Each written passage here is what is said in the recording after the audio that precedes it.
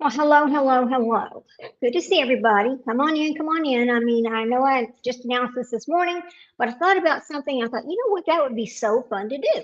Because in a lot of these cases, over the years, things change and then you learn new things and you understand that maybe everything you heard at first may not be what's really may not be what's really going on out there. So that is why I have named our new little series Justice Revisited Tuesday. So we'll only do these on Tuesdays and we'll just do cases that are old and maybe we need to revisit because things have happened in these cases over the past 20 years or something has recently happened that makes a change in the case. And in this case, Brenda Andrews is exactly what this is. So hang on just a second. So we're going to just talk about things that most people don't talk about, right? It's not just the crime, but like the system behind this crime. You know, evidence that should have been protected wasn't. Testimony that should have been grounded in facts was not. And decisions that should have been fair, unbiased, and lawful may not have been. Lots of controversy on this one. So what I'm going to tell you is I'm going to tell you about this case. It's a little bit disturbing, and especially for women, it's very disturbing. So trigger warning already. It's controversial. It raises questions that the courts themselves are now being forced to deal with because it's out in the open that this is exactly what happened in this case. So this is just, it's not just a case, but it's a case to open our eyes to things that can happen in court, has happened in court, even though it's technically not legal or not allowed, but it happened.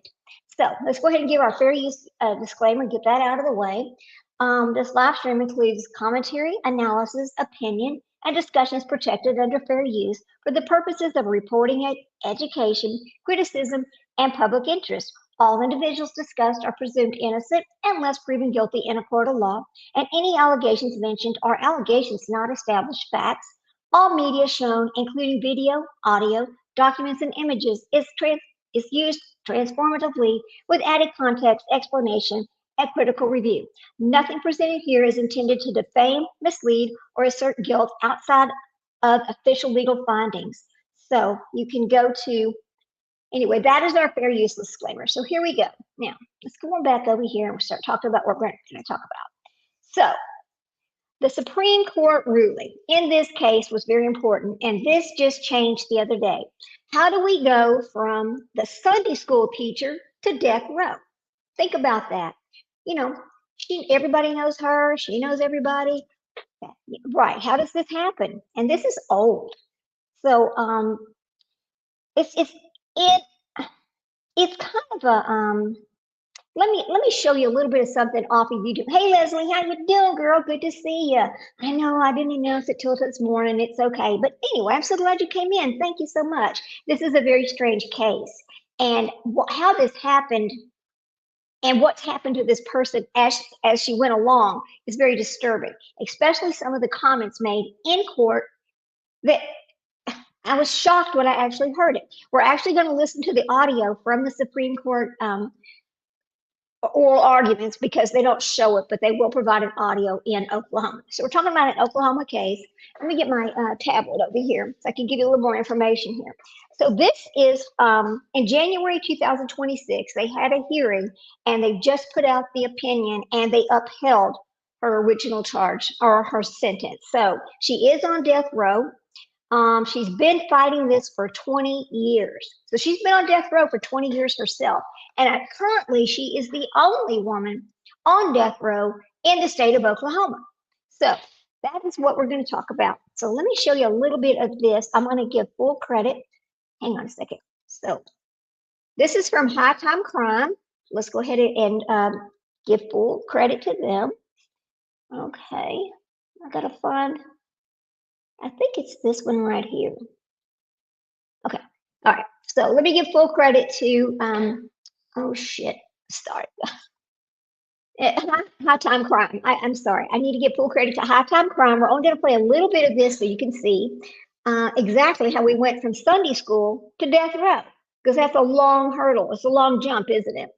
Okay, I don't think it's not gonna work today. Yeah, again, this is so weird because my little shift key, sometimes it works and sometimes it doesn't. It's just driving me insane. So let me share my screen. High time. Okay, here we go. Let me share the screen right quick so we can all see the same thing. Oh, no, here we go. Stop, stop, stop. What is it trying to do? Oh, I don't know why I get nervous every time I come on. We have done this how many times? I have a lot of videos. I don't know why it makes me nervous, but it still makes me a little bit nervous. So this is from High Time Crime, and we're going to use this under fair use. So let me set this up and let's start playing it. Okay, here we go. And, Andrew family. okay, show this. Hello, friend, and welcome to High Time Crime. Okay, I'm My going to get name's his, Joel, I'm going to and drop on his here I specialize in true crime channel. and also speaking Spanish. Hang on a minute. Hola.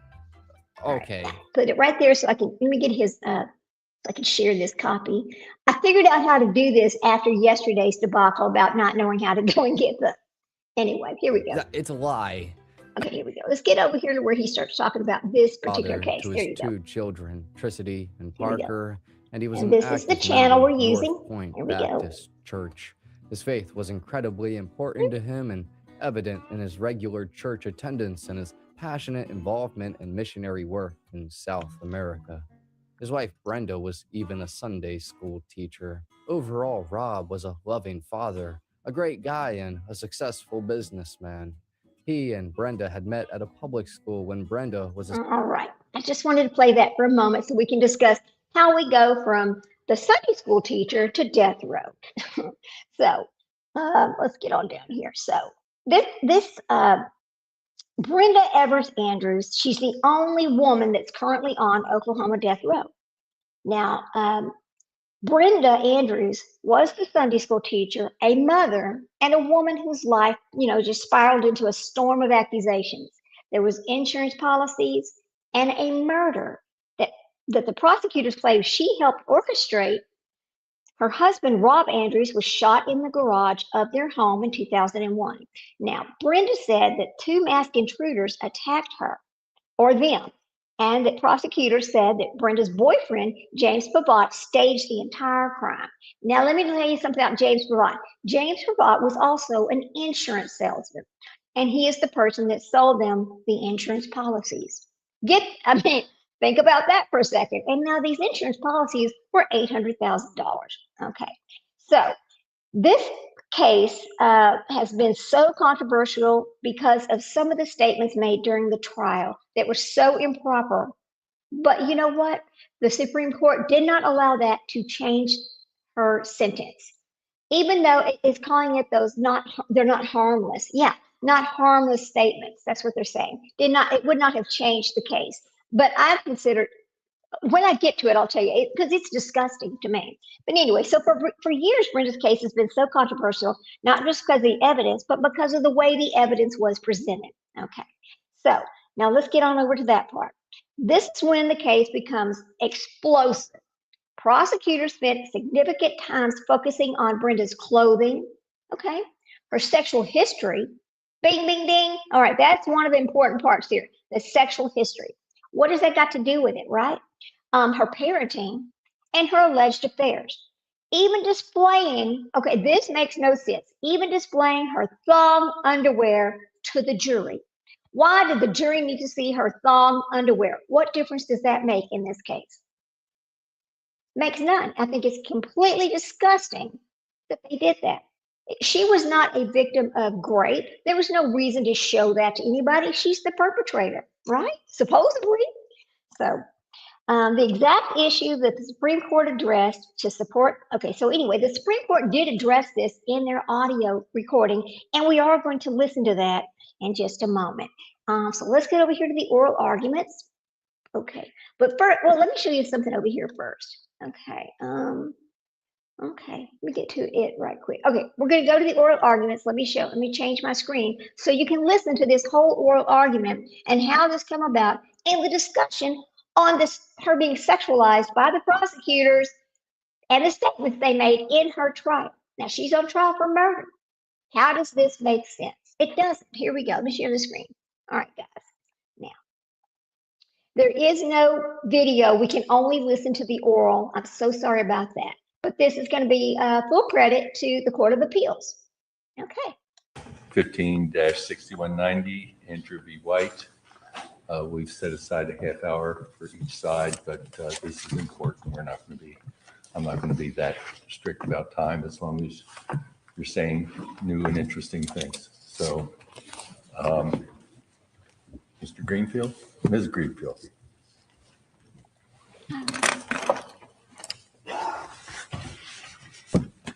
Let me see if I can make that bigger. Well, there's no reason to make it bigger, right? Good morning, Your Honours. Good morning, Mr. Lockett and Ms. Crabb. I intend to reserve about 5 minutes for rebuttal.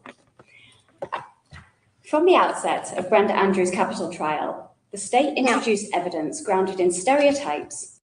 Now, hang on. Let me just tell you this. You got to listen carefully because this person has a different accent, and sometimes it's hard for me to understand the words she's saying. So I'm gonna make it a little louder and just listen a little carefully. Okay, here we go. Let's get back on it. Here we go. About her as a wife, a mother, and a woman. The state repeatedly invited jurors to envisage her cleavage and clothing, picture her adulterous acts, and even infer guilt from the style and colour of her underwear. And at the penalty phase, prosecutors wielded this evidence to foreclose any meaningful consideration of a life outcome. This case is as extreme as it sounds. Ms. Andrews' case is back before you because the Supreme Court recognised that clearly established federal law prohibits the state's use of unduly prejudicial evidence that renders a trial fundamentally unfair. Stereotype-based evidence like that presented here surely fits the bill. Ms. Andrews' trial was fundamentally unfair at both the guilt and penalty phases. At the OCCA, Judge Arlene Johnson clearly understood that Ms. Andrews' claims fairly presented the impact of sex stereotyping evidence, writing that much of the state's evidence had no purpose. I agree 100%. There was no reason for it. It was improper, but I am really shocked that she did not get a new trial with all of this that's fixing to come out when you listen to this oral argument. You know, we have to stop every once in a while for, fair use. So anyway, I'm going to stop right there before she really gets into the meat of what happened here. Here we go. Okay. Other than to hammer home that Brenda Andrews is a bad wife, bad mother, and a bad woman. Indeed, judges on every panel considering this case have been disturbed by the sex stereotyping evidence that pervaded Ms. Andrews' trial at both phases. I will address the impact of this evidence at each phase in turn. So turning first to the guilt phase, the state tainted Ms. Andrews' entire guilt phase trial with its use of sex stereotyping evidence. It anchored the case in tropes about her as a woman, about her sexual behavior.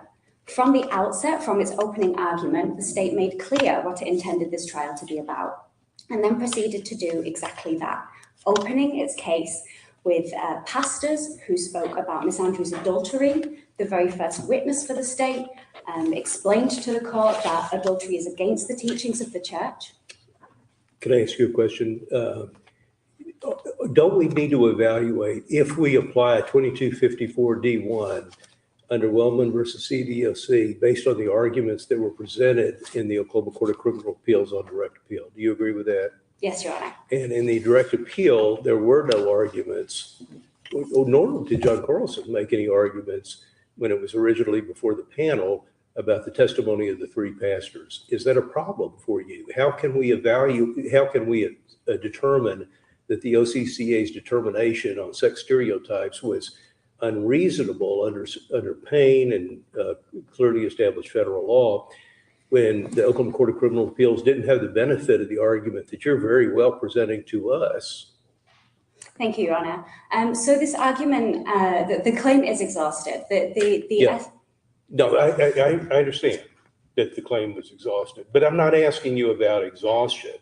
I'm asking you, under 2254 B2, even if a claim is unexhausted, a habeas court can deny the claim on the merits, correct? Yes. And so assuming that it was exhausted, do you agree that with Ms. Crabb that the Oklahoma Court of Criminal Appeals did adjudicate this claim on the violation of a fundamentally unfair trial on the merits? Do you agree with that? Yes, Your Honour, all parties agree that this claim has been adjudicated on the merits. And with respect to your question about the pastors, to the extent that the claim now we include additional record citations, additional examples, the nature and substance of the claim has not changed. And so in providing additional examples, the claim now we're simply adding colour to a claim that was presented below and that everybody agrees has been exhausted. And so at the OCCA, the claim that the OCCA heard was grounded in evidence about slurs used against Ms. Andrew, the word hoochie, for example, in... Wait, take that. And with respect to your question about... Okay, did you hear what he just said, using the word term hoochie? Really? That is degrading. I mean, it doesn't matter it doesn't matter what their crime is. They don't deserve to be degraded by the prosecutor and talked about as if they were. I find this whole thing so disturbing. I am still in shock. She did not get a new trial. It is ridiculous the things they were allowed to say. We'll keep going here. Pastors. To the extent that the claim now we include additional record citations, additional examples, the nature and substance of the claim has not changed. And so in providing additional examples, the claim now we're simply adding colour to a claim that was presented below and that everybody agrees has been exhausted. And so at the OCCA, the claim that the OCCA heard was grounded in evidence about slurs used against Ms. Andrew, the word hoochie, for example, in... Wait, take that. I'm surprised. That was objected to and the judge sustained the objection to the use of hoochie. Isn't that right? That's correct, Your Honour, and the comment was not struck.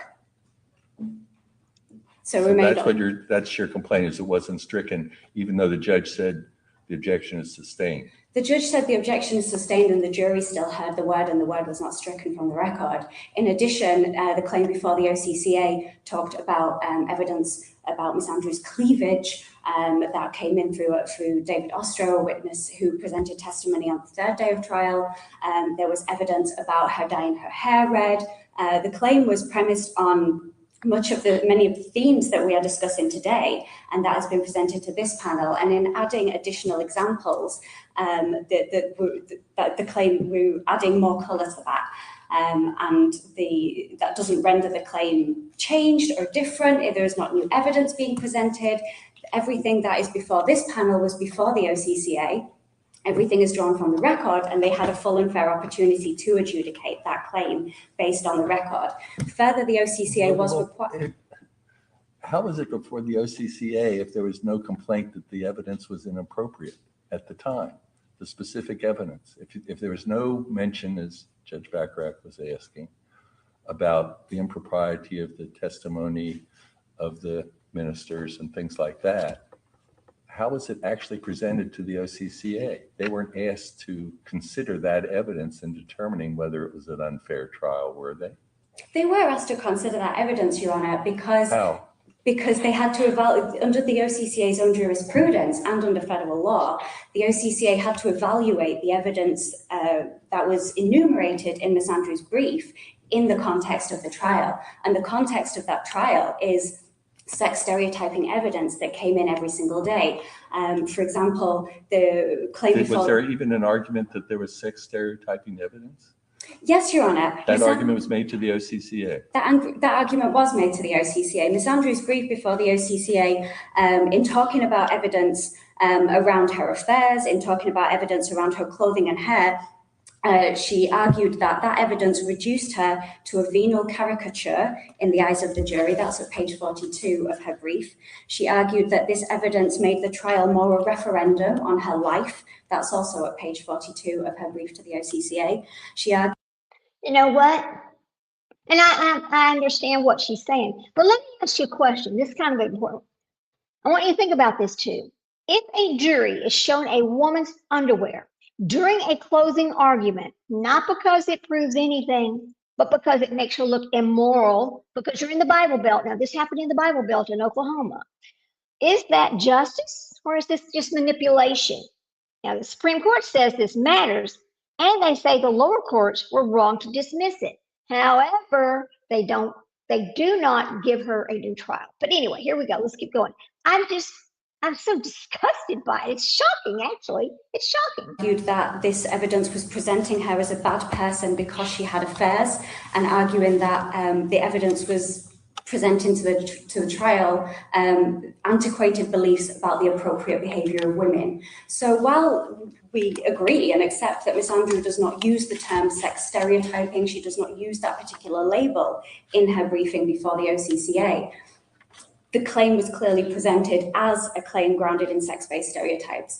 And we need look no further than Judge Johnson's dissenting opinion at the OCCA to see that that was the case, because she clearly understood what was being presented to the court there. She clearly understood that this was about evidence painting Miss Andrew as a bad woman. First paragraph of her dissenting opinion talks about how much of the state's evidence had no purpose other than to hammer home that Brenda Andrew was a bad wife, a bad mother, and a bad woman, and that a defendant should be convicted, if at all, of the crime charged and not of being a bad woman.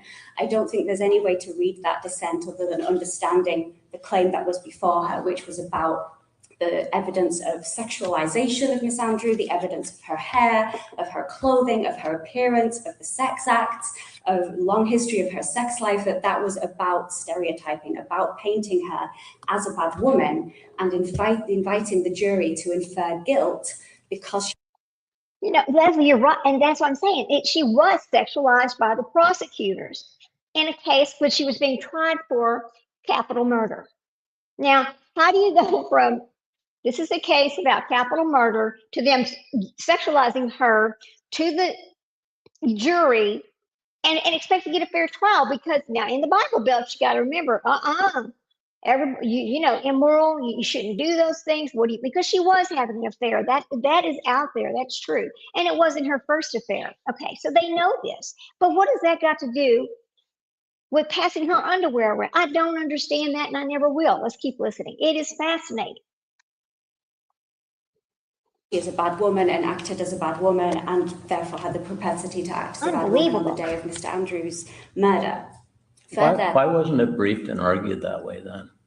Would have been simple to do what you're describing now. I think it was briefed that way, Your Honour, and we have the luxury here of multiple pages devoted to this single claim, because that's the only claim that's come down on remand. Nearly 20 claims were presented to the OCCA, so naturally I think it's inevitable that there were fewer examples. Even in our briefing here, we didn't include all of the examples that we found in the trial transcript of this kind of evidence due to page constraints. But I think the argument that she makes in her brief makes it very clear that this was what was presented to them. And Judge Johnson's dissent makes very clear that this is the claim that they considered and they denied, unreasonably so. And so the fundamental question that now is before this panel that has come back on remand is whether this unduly prejudicial evidence rendered Miss Andrews' trial fundamentally unfair. Let me ask you about the nature of the evidence a little bit. The state could put on evidence of motive. You agree that that's appropriate? Correct, Your Honor. Sex is sometimes a very strong motive that causes people to do very bad things. You agree? Yes. So why wasn't the relationship between Miss Andrew and Mr. Pravad relevant? And that's what the pastors, I'm not sure what the clergy were referred to as. That was the nature of the evidence there, showing this very strong relationship. This wasn't just a couple who were friends, they taught Sunday school together. Why the heck would they murder anybody in that circumstance? Why wasn't the relationship between the two relevant? And if the pastor said they're acting so affectionate toward each other and so on, that it was scandalous in the church. Why is that not relevant? I think the Supreme Court in its second footnote addresses this question somewhat as well. The We agree that the fact of the affairs has probative value here for all the reasons that you've explained, Your Honour. It's the detail that is elicited from witnesses about those affairs that puts this trial over the pale. It's the detail about the sexual relationships, about where this happened, about... Well, speak specifically about what the first witnesses talked about. I'll call them the pastors. Yes, they were talking about what was done in public at church, essentially, right? Why was that over the top? Why wasn't that relevant? Could they just say they seemed very affectionate toward one another and leave it at that? Is that all the government's allowed to do? They could have said that, Your Honour. They could have said that there was behaviour between the two observed and left it at that. But the prosecutors elicit testimony beyond that, inviting the pastor to condemn adultery as the first witness in the trial. This is on the first day of trial. And the problem here arises not from, less from looking at each individual piece of evidence, but looking at the cumulative impact of this evidence on Miss Andrews' trial as a whole, which is the essence of the fundamental fairness inquiry here. Building on the testimony from Pastor Siner, who testified about how adultery is a sin and must be condemned as the first witness, the state built on that with further testimony about Miss Andrews. Now think about that statement you just heard. Must be condemned. You've got a panel of juries over here, and you know they all live in this little area, and they all, you know, they're all going to church and everything, and they know what the Bible says, and they know what the sins are. So you're already misleading these jurors with this over information and condemning her before you've heard any of the evidence. Now, whether she did the crime or not, it matters, but some of this does not matter. But anyway, here we go. It's just sickening. It is. Okay, let's go. Andrew's previous affairs, adding detail with the testimony of Mr. Higgins, who was presented on the second day of trial. That went into extensive detail, to an extent that it makes for very uncomfortable reading, and that's words on a page. It was relevant for him to say that she had told him she hated her husband and wished he were dead. You agree? Correct, Your Honor. That's a remarkable statement for a woman to say to a guy. Wasn't it relevant to bring out their relationship and how they met? That was done with all the other witnesses. They were told, okay, how do you know these people? How did you get involved with them? Why was that totally irrelevant with respect to Mr. Higgins? So we agree, Your Honour, that the statements, I think there were 3 statements in the context of Mr. Higgins's entire testimony that have probative value, the one that you have isolated there in particular, and some context about why she might have shared that with this person is totally appropriate. But where did you have sex? Car. Whose car? My car. Where else did you have sex? Motel. She put the motel key in his hand. What was she wearing? How did they meet? She rubbed up against him. She touched him. She placed the key in his hand. This testimony is painting a picture for jurors. This goes far beyond establishing the nature of the relationship between the two. And Miss Andrew even stipulated to the existence of these relationships at page 338 of the trial transcript. But the gratuitous detail there, that's really painting this picture of Miss Andrew and how exactly they had sex and what she was wearing at the time and how many times they went to the motel. That far exceeds anything that is necessary for the prosecution to establish the nature of that relationship there. And the same was done with Mr. Pavat as we move further on in the trial, on the 12th day of trial, with witness Dean Gigstad, who was invited on the witness stand to have a reenactment of sorts of an encounter that happened with Mr. Pavat. By that point, the existence of the relationship between these two parties had been well established, and there was no dispute about that. There was no dispute that this was a sexual relationship. So, okay, so they've established that she had an affair with Mr. Higgins, okay, and now they're going to move on to talk about her affair with Mr. Pavat. Now, I will tell you, because we're not really talking about him, but he is part of this. Eventually, he confessed that he was involved in the murder with her, okay? So I'm giving away some of the details, but it's kind of important because, you know, she's been saying she wasn't guilty for 20 years, but she was actually in an affair with Mr. Pavad. Okay, so here we go. We'll keep letting this go. Okay, here we go. But eliciting testimony from his daughter to speculate about how many people Miss Andrew may have slept with added nothing to the nature of that relationship. Having this reenactment with the witness of how close Mr. Pavad and Miss Andrew might have been on the decking, is again inviting jurors to really picture this, to paint a picture in their mind. And that's the impact of so much of this evidence. If I were to hold up a pair of women's underwear in this courtroom today, I'm fairly sure that that's the only thing that this argument would be remembered for, because it's incredibly emotional, incredibly emotive. And this isn't a theoretical exercise. That happened in Miss Andrews' trial. I didn't mean to point at you, and I don't mean to interrupt you, so I apologize. But let's take your hypothetical that you hold up a pair of thong underwear, and that may be a memorable image to us. But let's take that example. If this is a direct criminal appeal, and you hold that up, and that had not been argued in district court, but you raise that, and then your argument is that the federal district trial, maybe conducted in this courtroom, was so laden with inappropriate sexual innuendo and the like, and then you hold that up, and that is part of the record, but that was not presented in district court. And let's say hypothetically that the standard of review in a direct criminal appeal, and this is a hypothetical, is whether or not the district court unreasonably determined what, made a conclusion based on what the evidence was presented.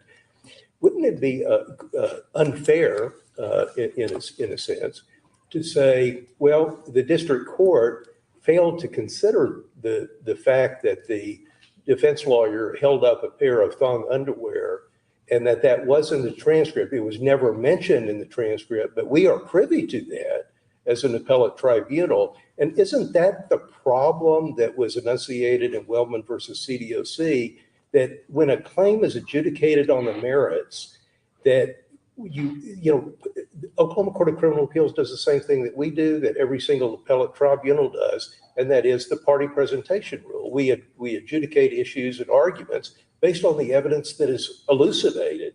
And so if we credit what you're saying, that these three pastors were in the record, not mentioned to the Oklahoma Court of Criminal Appeals, that let's say to follow up on Judge Hartz's question, about the hoochie comment, Mr. Oslow's testimony, and nobody has presented, and it's sustained, maybe not stricken, but isn't at the end of the day our inquiry under. Want me to tell you what the exact term was? And this is Mr. Higgins, I believe, is the person, because in Cornell Law School, they talk about this. This is one of the cases that you talk about in law school. That's how big of a deal it was. But during Brenda's trial, prosecutors produced male witnesses who testified that Brenda was a sex-crazed hoochie who would stop at nothing to satisfy her desires. The evidence included one man's opinion that Brenda once wore a dress that was so tight and short, it showed a lot of cleavage. Now, this is in the trial transcripts. It's there. It included another man's opinion that she wore sexy, provocative outfits. And then there was extensive details about the places and times in which she engaged in flirtatious behavior, which she had engaged in, that and other men, as well as testimony about her affairs, including the relationship that ended more than 17 years before the crime. Why are we going back 17 years before the crime? After reviewing this evidence, Judge Arlene Johnson of the Oklahoma Court of Criminal Appeals concluded that Brenda Andrews had been sentenced to die based on evidence that has no purpose other than to hammer home that Brenda Andrews is a bad wife, a bad mother, and a bad woman. Now let's listen to the rest of this oral argument here. All right. 2254 D1, whether or not the Oklahoma Court of Criminal Appeals unreasonably adjudicated the arguments that were presented to us based on the arguments that were presented to them, just like we're not going to go looking for issues under the party presentation rule based on the arguments, and we're going to confine ourselves to the arguments that you and Ms. Crabb present. Absolutely, Your Honour. The underwear in this situation was presented. That's Proposition 7 that was presented to the I understand. OCCA. That was part of my hypothetical. I know Mr. Geiger raised that. Yeah. I see. Well, let me ask one. I thought the only source of the fact that of the allegation that he held it up to the jury was because of something in the newspaper. No, you have record evidence of that? Well, I think a reading of the record is clear what's going on. He's saying, would a grieving widow wear this? Would she wear this? And later says, would a widow... You're right, Leslie. What does that have to do with the murdering of her husband? It is like, this is the worst. It's biased. I mean, they're presuming that they're biasing her. She doesn't have a chance in hell from the way this is being presented that she did anything right because she's an immoral. She's broken the rules of God. Okay, in the Bible Belt where you know she's sinning, right? God Almighty, this is terrible. Here we go. The grieving You're widow not wouldn't relying take on her the thong newspaper. underwear. Okay. The colors of the underwear was never. The colour of the underwear is from contemporaneous reports. Yes, that's true. But the words thong underwear are in the transcript. It's clear that's what he's talking about. And Exhibit 313 has photos of this evidence that went back to the jury. You think that was not at all relevant to the government's argument that this wasn't a grieving widow who needs to escape and get away from things? That's what it was offered for at trial. You don't agree that's at all relevant to that allegation? No, Your Honour. I think that no fair-minded jurist could conclude that a trial that invites a jury to infer guilt from the style of woman's underwear could be fair. There's no possible inference there from a piece of underwear. Counsel, what do we do if the OCCA says a piece of evidence is relevant? That's beyond us, isn't it? Is that not conclusive on us? State court ruling on state rules of evidence that are akin to the federal rules do not present a federal question for us, do they? That's right, Your Honour, and we agree with the state that all right. I'm sorry, your time's running, and I know that you may get some extra, but once we say that, I'm trying to figure out how to analyze this. We say, here are the relevant facts, which we take as relevant because the OCCA said so. And then here are the irrelevant facts that everybody seems to concede, including that. And then our charge is to determine whether or not that evidence, that irrelevant evidence, not the relevant, including the affairs, but the irrelevant evidence is so unduly prejudicial that the trial was fundamentally unfair. And then we call, in weighing that, we determine how strong was the evidence. If the evidence was overwhelming, then presumably the prejudice diminishes with that. Is that the way you would analyze this too? I think with respect to looking at what the erroneous evidence is here that the panel is considering in weighing the fundamental fairness question, there are three ways of looking at that. First, starting with our clearly established federal law, Payne says that the issue here is unduly prejudicial evidence that renders a trial fundamentally unfair, and the OCCA was presented both with the state law question and with the due process question, which deals with unduly prejudicial evidence. Second, under Andrew versus White, the Supreme Court has given really clear instructions to this panel in how to look at the evidence on remand, that we're looking at the disputed evidence and factors within that. Is it the disputed or is it the irrelevant evidence? You dispute relevant evidence, don't you? What the OCCA said was relevant evidence. So I think, Your Honour, even if we take just the irrelevant evidence, Ms. Andrew wins. And to your question, Judge Bacharach, as well, even if we're just looking at the evidence that was specifically enumerated before the OCCA, Ms. Andrew prevails. When you say she wins, are you saying that this panel should say there was a 14th Amendment violation, that in fact she received a fundamentally unfair trial? Yes. Or are you taking the extra step, which I think is required, that all fair-minded jurists would say that the OCCA's determination, and I assume you're conceding that it adjudicated the 14th Amendment question. Yes, Your Honour. All right, that you would concede that by adjudicating that's where you're left, that all fair-minded jurist would have to say the OCCA was unreasonably applied pain. And that seems like a very tall order, especially in view of the previous history of this case. Could you respond to that? Yes, Your Honour, because the concededly irrelevant evidence here includes a gendered slur. It includes evidence about her hair colour. The state in footnote 6 of its response brief has now conceded that evidence about Miss Andrews' hair and appearance is irrelevant. The evidence that the OCCA also found irrelevant includes testimony about her cleavage, about a dress that was tight and short. I concede the list, and we all have seen the list, and you can rattle it off, and You know, it seems as though that the justices were very uncomfortable in talking about these parts of the trial, or, you know, what was actually presented. They seem like they don't really want to hear the actual words that were used. And I mean, why? They're supposed to rule on this and be fair and unbiased. Why would they not want to discuss exactly what was said? Because the jury was allowed to consider such evidence in violation of the fundamental rule that a defendant must be convicted if at all of the crime charged and not of being a bad woman. This is Judge Johnson, okay, saying these things. So I just think that, hold on,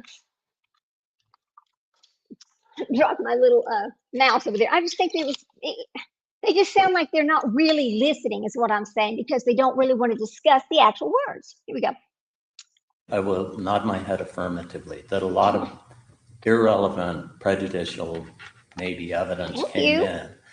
But that's not really getting where I need to be, which is that focusing on that totally ignores all the evidence of guilt, and there's a lot of it. And so if you say that this irrelevant evidence prejudiced her, and it's a tough standard, so unduly prejudiced as to give a fundamentally unfair trial, that's a lot. For you to say that, first you have to address the overwhelming evidence, or the evidence of guilt that's relied on by the panel previously, as well as the jury in convicting. You have to acknowledge that. And here's the tie that I'm looking for, and where I'm looking for help from you, is I get that you say this prejudicial information, evidence to the jury could have worn away on her credibility or made the jury not like her, and therefore tilted the balance of the jury's deliberation in some fashion. But where I'm left is confused how that fits on anything that mattered in this case, whether it's the brake lines, or it is the telephone calls, it's the shotgun, it's the gig stads where the ammunition is found. None of that has anything to do with her credibility, does it? What is her credibility that this is undermining that made that big of a difference in this case? That's where I'm stuck. Respectfully, Your Honour, I disagree. I think her credibility was hugely important to all of that. On what? On which one? How? So the shotgun. How is it important for that? Because all of this was contested evidence. Miss Andrew contested everything in this trial, and so her credibility, the case rose and fell on her credibility as a counter-narrative, as a narrator, as somebody to present a testimony. What is contested specifically other than two masked gunmen instead of Mr. Pava? So, for example, the brake lines, Your Honour, that you mentioned, she had an alternative narrative to that, and that narrative stood no chance. This was compounded by a lack of mitigating instructions. The trial court was given, the jury, was given no way to understand permissible inferences that they could draw about her being a bad woman and a bad person, and compounded by her excluded witnesses as well. That's my point, is you have to acknowledge the overwhelming evidence on that too, which is, it's not just she said, I didn't have anything to do with the brakes, and the jury thought, you're a bad woman, so yes, you did. There's a whole lot more to it than that. The telephone calls, the sequence, the previous threat, her mentioning to Rob before it was in the newspaper, hey, I saw in the newspaper that someone tried to cut your brakes. A lot of evidence of guilt there. Yes. That has nothing to do with underwear or bikini bottoms or whatever we're talking about, or hoochie or red hair. Just doesn't have anything to do with that. I think looking at how the state presented its own evidence is really illustrative here of how this trial went. The state started, very first line of its opening statement, with this is about a controlling woman who liked to cheat on her husband, who had extracurricular activities. The state then... Okay, did you hear what the very first line was? A controlling woman who liked to cheat on her husband. Bam! Right there, they set the tone that she was horrible. She did not care about her husband. She did not care about her marriage. Look at all the things she's doing out there. She's singing. Oh my God! You know, that was so wrong. It is extremely wrong. I mean, whether you're sleeping around or not does not mean you killed your husband. Okay, it just doesn't. Here we go. Oh, that's good. Presented days of testimony about that. Wrong. And in closing, at both guilt and penalty phases, and at both bifurcated closing arguments here, the state chose to end with evidence of her affairs. And explicitly, the last things that the jury heard before they went off to deliberate at guilt phase and at penalty phase were about how she was a bad woman who was having affairs, in contrast to Rob, Mr. Andrew, who just wanted to love her. Let me ask one question about that. When you're talking about closing, was there any argument to the OCCA about improper closing argument? Yes, Your Honor, that's Proposition 13 before the OCCA. And what were the things complained of? The complaint of there was in Proposition 7 was the use of Ms. Andrews' underwear at closing argument, and in Proposition 13, they presented a due process violation based on a closing argument at penalty phase that invited jurors to conclude that she was a bad person because she invited black men into her home. Closing argument at the penalty phase? Yes, both are presented to the OCCA. Okay. With respect to the guilt phase, the closing argument, the only issue was the holding up the underwear, is that right? From memory, Your Honor, I think that that is one of two issues that were presented. Proposition 7 was divided into 7.1 and 7.2. I'm afraid I can't quite remember off the top of my head what was in 7.1. And I'm conscious of my clock ticking out. So if there are no further questions. There are further questions. Okay. Go ahead. A lot of questions, Yeah, actually. but I want to hear yours. Okay. Well, one of the things that I'm just a little unsure of from the appellate briefing is, and you mentioned Judge Johnson's dissent, partial dissent in the Oklahoma Court of Criminal Appeals opinion. Now, a lot of the evidence that you are relying on, and your predecessor, Mr. Carlson, relied on to impugn the death sentence, was actually evidence that was presented at stage 1. And this is a little bit of a corollary to some of Judge Phillips' questions. With regard to the evidence that you contend was improperly elicited at stage 1 on guilt or innocence, don't you have, or do you have to satisfy 2254 D1 or D2 with regard to the introduction of that evidence at stage 1 before we can consider the issue that Judge Johnson addressed, and that is whether or not, even if it didn't necessarily undermine the fundamental unfairness of the guilt innocence determination, that it could have impugned the imposition of the death penalty because it only takes one holdout juror. But before we can address that, don't we have to ultimately determine that there was a violation of D1 or D2 with regard to the introduction of the evidence at the guilt stage? So the instructions from the Supreme Court make clear that this panel is to consider the impact of unduly prejudicial evidence at both phases. But how? Yeah, and I agree with you that they said that. How do we do that? And so I think this comes back to the question of what is the erroneous evidence that we're looking at here, what is in that bucket, and what was the impact when considered in the context of the entire phase 1 proceeding and phase 2 proceeding. And so even if we just take the concededly irrelevant evidence, the picture that was presented of Miss Andrew, the drumbeat that was reinforced over and over again throughout the guilt phase bled into the penalty phase. This was not a foregone conclusion at the penalty phase. The state's penalty phase case lasted half a day. It incorporated its guilt phase evidence and continued its attacks on Miss Andrews' failure to produce tears when asked for, on her affairs, grilling witnesses about whether the fact she had affairs would change their opinion of her.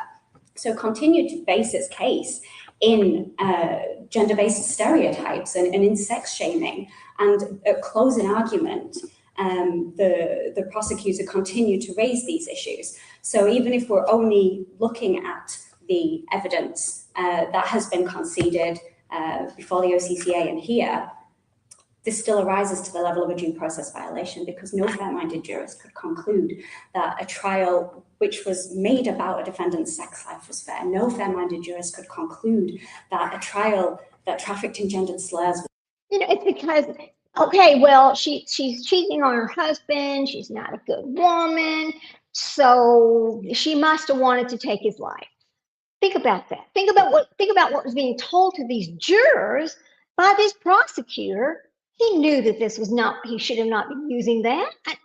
He knew better. I don't understand. Sometimes I don't understand why well, I do understand it, because prosecutors want to make sure they win. So they go to the lowest, dirtiest thing that they can get away with to make sure they got those jurors in their hand. And that's exactly what happened right here. Here we go. Fair, or that a trial that was focused on her cleavage, her clothing, her short skirt, her tight dress was fair. All of this evidence, as Judge Johnson said, trivialized the value of her life.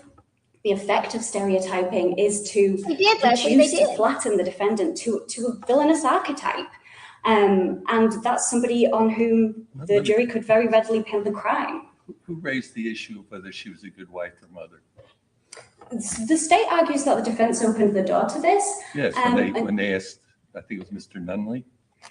But this evidence started coming in far before that. Even the state's argument in its most recent round of briefing that the defense opening argument opened the door to all of this. Well, it was a mitigator. It was a mitigator. Yes, I mean, the defense, Mr. McCracken and Mr. Muskowski specifically asked at stage 2 for a mitigating circumstance. I didn't mean to, this is, I'm not talking over Judge Harris. It's just to put an exclamation mark on his question. That was something that, that Ms. Fern and Mr. Geiger didn't do. They were responding to a mitigator that was elucidated by the defense counsel. I think that argument becomes tenuous, Your Honor, when we think about what actually happened here and the nature of the evidence. It's not possible to open the door to prejudicial stereotyping. I think Buck versus Davis makes that very clear. The issue in Buck was a defense witness and testimony by a defense witness. And nevertheless, the Supreme Court concluded that that single comment grounded in the defendant's race rendered the proceeding unfair. He was asked on cross-examination. Well, let me get back to another point I'd like to follow up. I mentioned this earlier on. You acknowledge that sex could be a motive. That sex could be a motive? Yes, for doing very bad things. People do it all the time, right? Yes. This offense, if she was guilty of it, was cold-blooded murder of a husband by a boyfriend and her working together. How could somebody do that? What would be the motive? Sex, in part. So you just say, okay, they had an affair. Lots of people have affairs without killing spouses. Amen. The evidence of the intensity of this relationship, the fact that they would act this way so inappropriately in public, in church, isn't that evidence of the intensity of the relationship between them, which might be relevant to determining whether this was enough to make these two do this evil deed? Why is that not relevant? Why don't you answer that first, and then I might have some follow-up questions. And just to check, I can see that I'm out of time. Don't worry. Great, thank you, Your Honor. So I think we come back to the question of what is probative and what is so prejudicial that probative value is outweighed here. Well, sometimes probative evidence can be very prejudicial. That's what it's the nature of it. Absolutely, yes. Your Honor. And when you've got sex as the motive, how are you going to keep out stuff that is sexual? And even if sex is the perceived motive or is what is being argued in a case. So there's no other motive. Well, money. I think there were other motives on the table here that were presented by the state and the nature of the relationship between the co-defendants being one of them.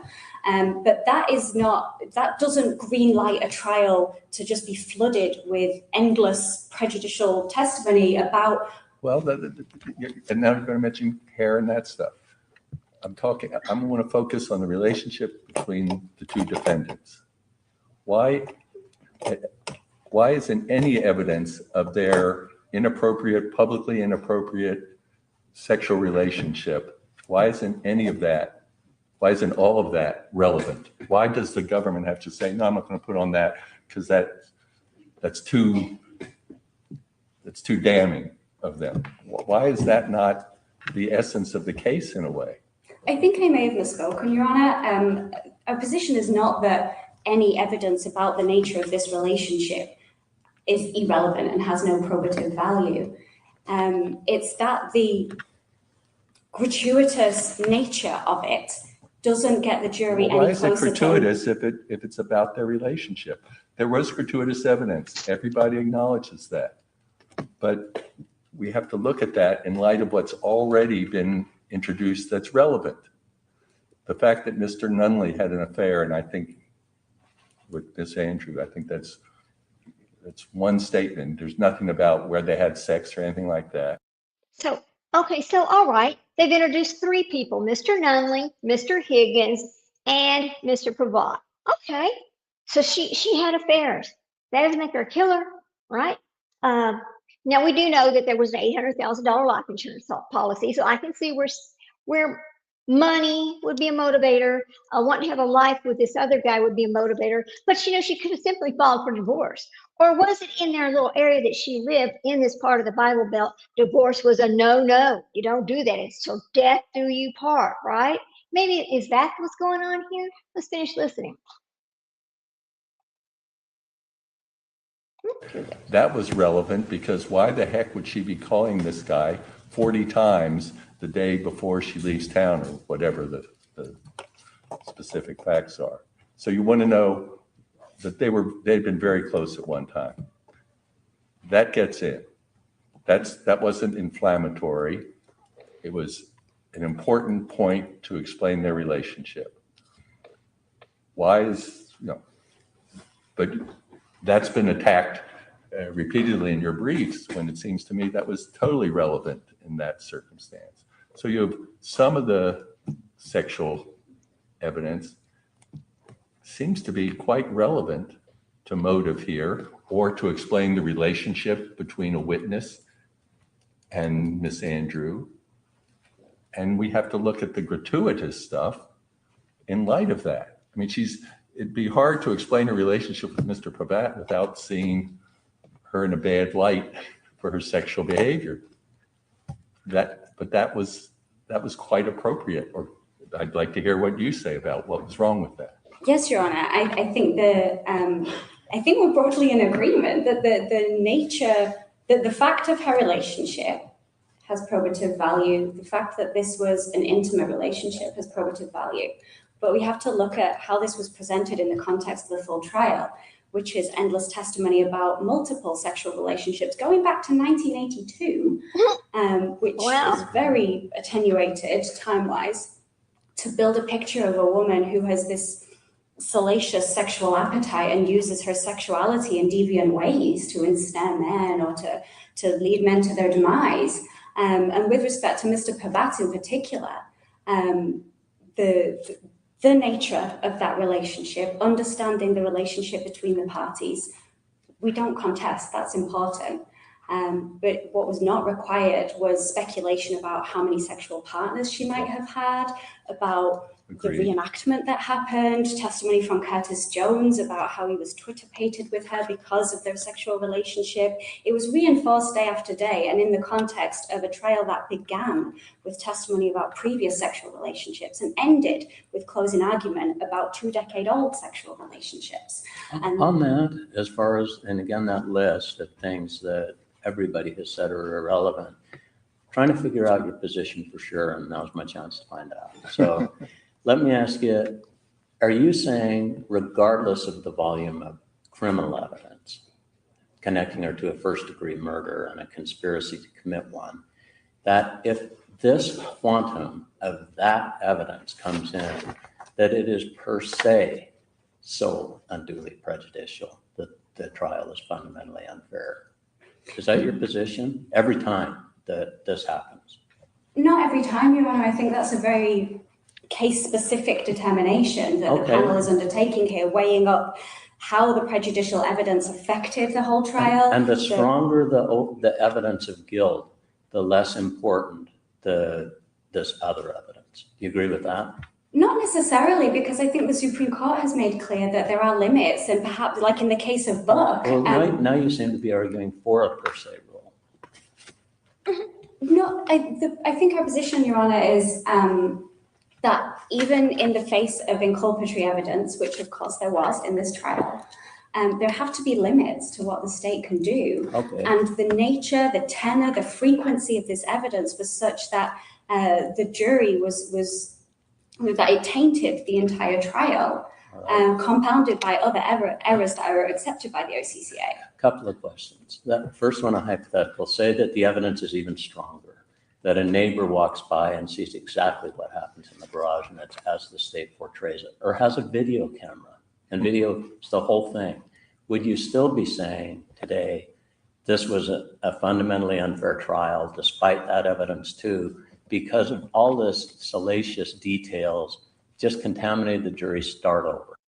I don't think it's fair that he's putting it that way to her, because yes, there could have been evidence galore. Here's the thing I'm going to say: he could have produced evidence without ever speaking about her cleavage or the underwear or the fact that she had several affairs on her husband. He could have still found there was enough other evidence to find her guilty. So this is why I'm saying they did not need to bring that part into this, but the prosecutor knew if he did that, he was going to get a score. He's going to get a win right there, because in that area, she is the worst of the worst.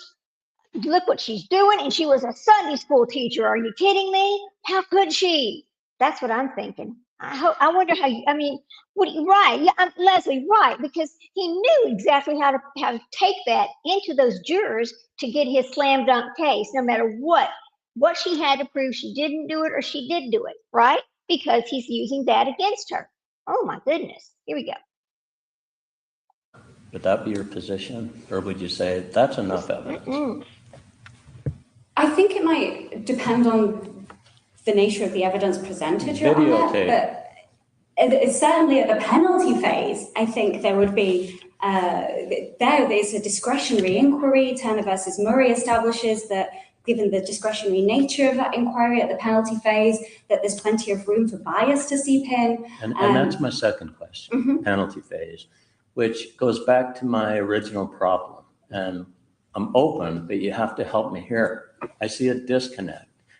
Grant you everything that you say on the irrelevant evidence and why some of that was introduced is beyond me. But just the same, penalty phase aggravators, remuneration. She has the evidence of the insurance policies. There's an $80,000 joint account, so forth.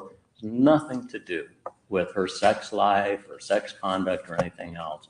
The second, especially heinous, atrocious, and cruel, nothing to do with all of the things that you're complaining of with merit, has nothing to do with it.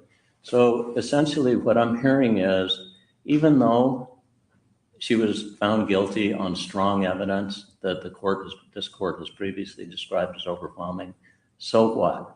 It's a redo because this sort of thing just can't be permitted, even though it didn't have an effect on those aggravators. I think due process demands more, Your Honor. And with respect to the penalty phase, it's not simply the aggravating factors. There's then. Yeah, it goes back to our Constitution, right? And due process and the fairness in the trial. Everything that they should follow, and look what they're doing instead. I mean, a person's rights should never be dismissed when they're being accused of murder. Here we go. Weighing that has to happen, and the jury has to ask itself fundamentally, is this person the worst of the worst? Is this somebody who should be eradicated from society?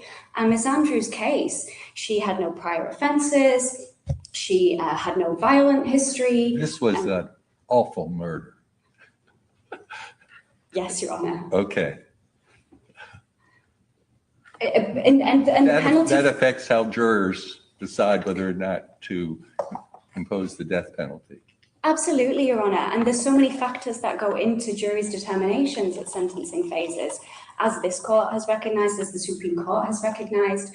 And when this much bias floods a trial, we can't be certain that that wasn't what tipped the scales here, that that wasn't the hatred inspired for her, the strong emotion from this sexualizing evidence, the picture painted of her from the outset of trial over the course of 5 weeks was not what tipped the scales here for jurors when deciding whether or not she should live or die.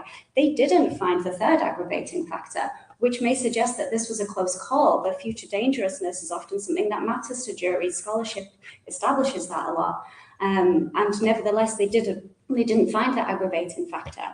And in spite of the other two aggravating factors, there's still a weighing that happens at the penalty phase. It is. Yes. Okay. And I apologize for interrupting, but I do want to follow up on what you just said. So, you know, I don't have photographic memory, but I think you said something to the effect that we can't say that it didn't take scales. Isn't that actually the problem? Because the Supreme Court in the recent Andrew decision put it in the positive, not in the double negative. And we have the gloss of 2254 D1. And so isn't the question whether or not the evidence that we can say that the Oklahoma Court of Criminal Appeals unreasonably determined that the evidence was not so unduly prejudicial as to render the trial fundamentally unfair. And in order to accomplish that, we have to do more than overcome a double negative. To overcome the possibility that it may have tipped the scales, we have to affirmatively determine not only did it tip the scales, but nobody, fair-minded jurist, as Judge Phillips mentioned, could find otherwise. And so we have basically, I think, 3 layers that we have talked about. I think you've talked about with Judge Phillips, with the phrase in the Supreme Court's opinion in Andrew, that it has to be unduly prejudicial. Do you agree with, I think, the premise of Judge Phillips' question, and that is we have to consider the impact of the improper evidence as it relates to the legitimately considered evidence? So if it's overwhelming evidence that was legitimately presented, that was exclusive of gender, that we have to take it into account under the remand instructions. Do you agree with that? Yes, Your Honor. And then we have to take into account I think the very first question Judge Hart's mentioned, and that is, you know, if you look through the question of Mr. Oslow's testimony about didn't somebody call her a hoochie, objection hearsay sustained. You know, we have to then consider if, even though it wasn't stricken, if that objection is sustained, can that be so unreasonable on the OCCA's part that in applying plain error, or at least they should have applied plain error, that would unreasonably taint the fundamental fairness of the trial, right? We have to consider whether there was a contemporaneous objection, right? Yes. And then we have to consider, I think under Wellman, whether or not the direct appeal presented those arguments. Just like the example that if you make arguments to us, can we say, well, the district court didn't, you know, consider that, but, you know, they didn't have the benefit under the party presentation rule. So it seems like you have sort of a triple difficult burden under D1. You have to overcome the lack of a contemporaneous objection to much of this evidence. I don't know that there was any evidence, any objections to the sexualized nature of the evidence. There were Burke's objections, there were relevance objections, but none of the objections that were presented to Judge Bragg seemed like the same objections you're presenting to us. And then you have, you know, the problem in Wellman, that how can we say that an argument was unreasonably dismissed by the Oklahoma Court of Criminal Appeals when they didn't have the benefit of that argument? Seems like a very difficult burden when you have those layers that are, you know, entrenched into 2254 D1. No, that's a long compound question, but be honest with you, that's just what I'm struggling with. So if you can kind of help me out. And the burden under D1 is high. We completely recognize that. The no fair-minded juror standard is a hard one. It's also been expressed as D1 relief is reserved for extreme malfunctions of the criminal justice system. And I would call this case an extreme malfunction of the criminal justice system, where a defendant has been condemned to die in a trial that was so flooded in judgments, debasing testimony about her as a woman. And nevertheless, with the D1 standard, we maintain that no fair-minded jurist could have reached this conclusion when looking at the evidence in the context of the proceedings as a whole at both guilt and penalty phases, because of how this evidence is compounded by testimony that comes in day after day, because of how the state used its own evidence, opening the case with this, closing the case with this, leaving jurors right before deliberations at both phases with images of Miss Andrew as an adulterer, which was condemned from the first day. That the fundamental fairness of this trial is beyond dispute, and the framework of the sex stereotyping continues to pervade this case. They still haven't got away from that, which I think shows the power of this kind of testimony. So absolutely D1 is a high bar, and I have no qualms arguing before you that this case does arise to that. It is so extreme. You'll get 5 minutes for rebuttal. Do you have any questions now? No, thank you. Thank you, Your Honor. But when you have the 5 minutes, it's to respond to the government's arguments. It's rebuttal. Thank you. Okay, now we're going to listen to the prosecution side try to tell us why it was okay for them to sexualize this woman when she was on trial for murder. Okay, let's listen carefully. Wow. Ms. Crabb? Good morning. May it please the court. I'm Jennifer Crabb, Assistant Attorney General, for the appellee. I plan to begin my argument by focusing solely on the evidence that was contested in front of the Court of Criminal Appeals. I may, depending on how the argument goes, get to the proper scope of the evidence, and of course, at any time, I'm happy to take the court's questions. The about proper that. scope, huh? The guilt stage in this case lasted 17 days. The state called 50 witnesses, and its case alone, not including voir dire, including opening statements through the state's witnesses, was 3,250 pages. The contested evidence covered approximately 26 pages of that, 26. On the second day of trial, which is the day that Mr. Higgins and Mr. Nunley testified, 20 pages out of 300 was devoted to the contested evidence. And beyond that, there were 3 days where there were 2 pages. The red hair, Ms. Larson's testimony about her suspicions that Miss Andrew had been unfaithful with persons other than her father. And so that's it, 26 pages out of, yes. The statement was made, I think in my brief, that every day there was evidence of this. I didn't read all the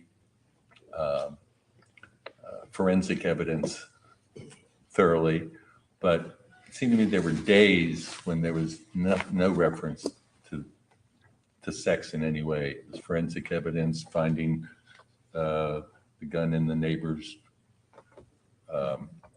attic, the trajectory of the bullets, whether she could have shot herself, things like that. Was there, when you've gone through about where the contested evidence was, were there days when there was nothing about that?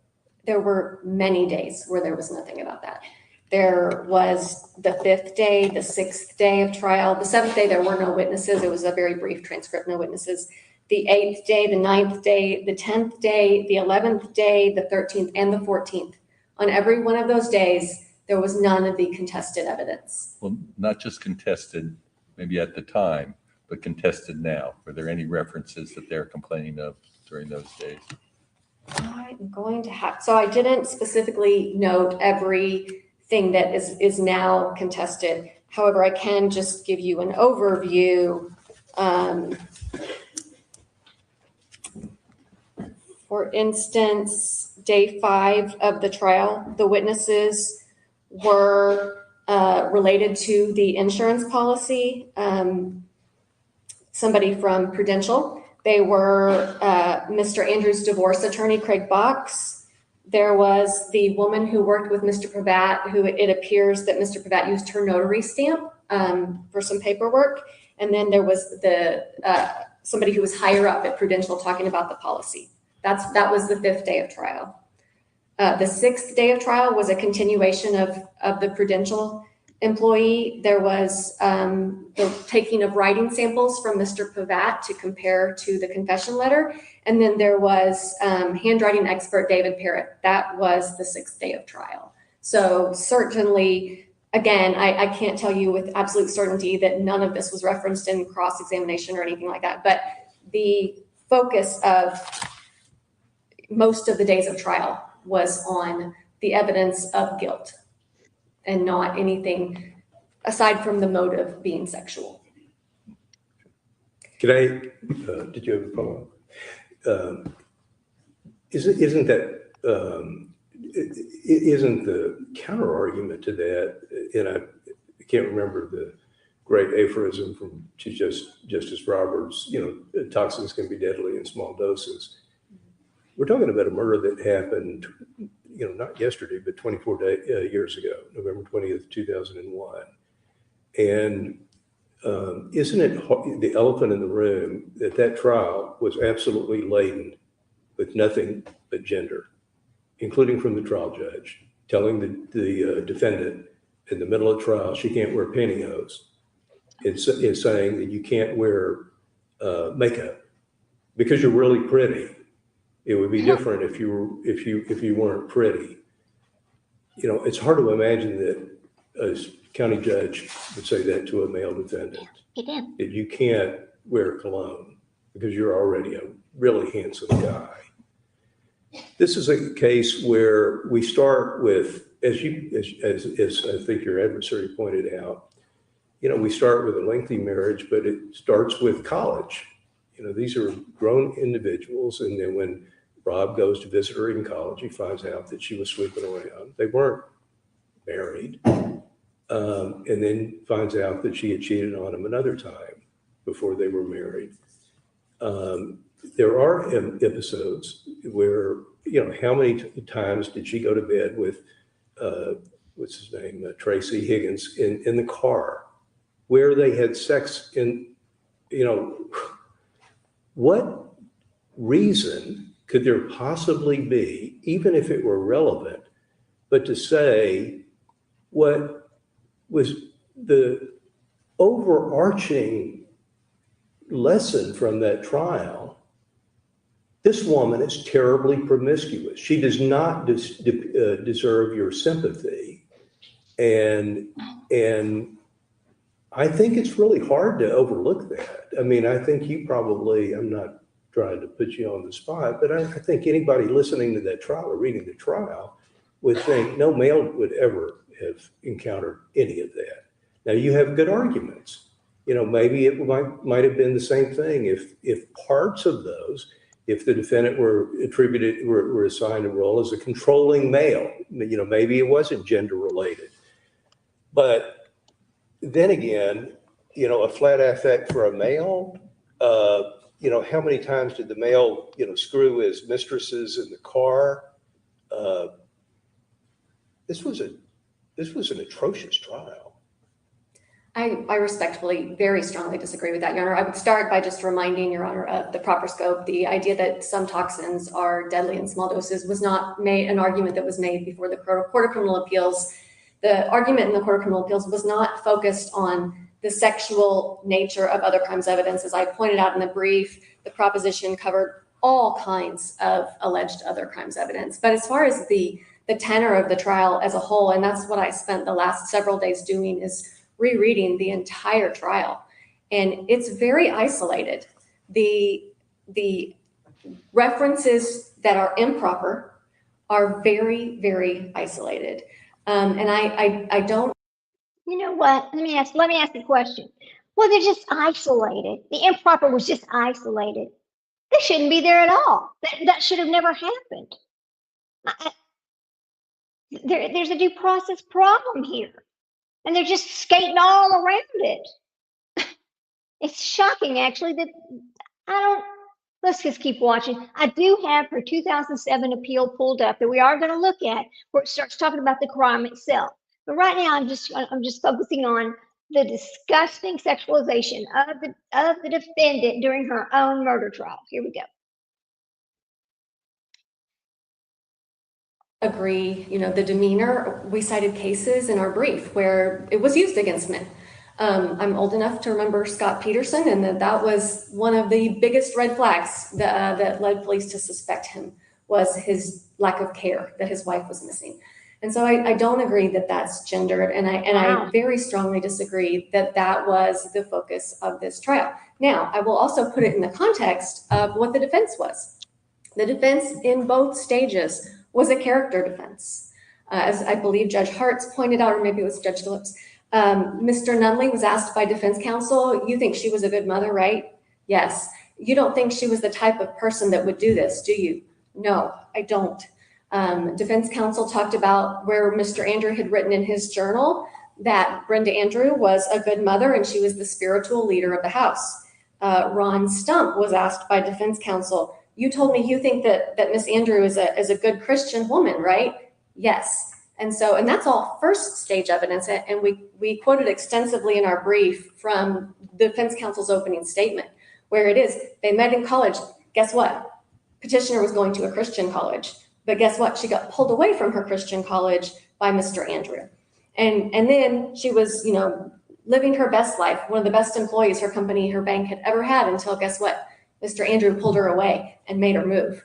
And then she did it reluctantly. She rebuilt her life, and then guess what? Mr. Andrew made her move again. And so character was the foundation of the defense in both stages of this trial. But some evidence you acknowledge was irrelevant. Yes. And your position is, yes, it was irrelevant, but it didn't matter. Correct. Absolutely. In light of the overwhelming evidence that the court has acknowledged several times is there. We went through it, a lot of it in our brief, but frankly, it wasn't even all of it. Barbara Mercer Green, who worked with Mr. Andrew, heard Miss Andrew say, if you file for joint custody, I will see you dead. Also, that I'm not afraid to do whatever I have to do to keep the children from being with you. The plumber, Mr. Head, overheard petitioner tell Mr. Andrew, I'm going to kill you or have you killed. We know that she asked Mr. Pabat to kill him, or if there was somebody who would do it for her. Rod Lott said that Mr. Andrew told her that Brenda wished him dead. She was having him stalked. She knew what time he left his apartment, things like that. She was calling him 30 to 40 times a day, harassing him. When the stalking wasn't to find when it would be easier to kill him, it was to see whether he was himself having an affair. Isn't that right? That's correct, Your Honor, but it is also relevant to her motive, her absolute obsession with Mr. Andrew and getting him out of her life, and particularly out of her children's lives. She told her friend, they are my children, they're not his, and I don't want them to have a relationship with him. No. So that was an overwhelming motive that has. I'm going to stop right here, and we're going to go over here, and I'm going to read to you exactly what evidence they did have against her. And again, hold on, my eyes kind of itchy. Sorry, guys.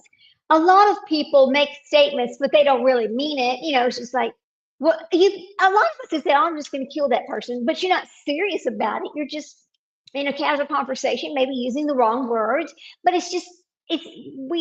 we do it all the time, but nobody ever really thinks that somebody's going to do that, right? So, especially now you're over here, they're trying to get divorced. They're both fighting over the children. The whole scene right there. So let's go ahead and take a look over here. I'm going to leave the scene as this while I read the appeal real quick. I'm only going to read the parts of the crime itself, because to me, that's what's important. The underwear, the affairs, none of that's important. It's what she did or did not do. Here we go. So we're not going to start at the very top. We're just going to go start at top. Okay, now this is the opinion. Now this is from the state of Oklahoma, and this is from 2007. So this is 6/21/2007 that this was decided from her first direct appeal. So here we go. A jury trial was held before Honorable Susan W. Bragg, District Judge, in June and July of 2004. The jury found the appellant guilty of both counts and found the existence of two aggravating circumstances. The murder was for remuneration, which is money, and the murder was especially heinous, atrocious, or cruel. The jury set punishment at death on the first-degree murder count and 10 years and $500,000 fine for the conspiracy count. Now, Judge Bragg formally sentenced the appellant in accordance with the jury verdict on September 22nd, 2004. The appellant's husband, Rob Andrews, was shot to death at their Oklahoma City home sometime around 7 p.m. on November the 20th, 2004. The appellant was also shot in the arm during this incident.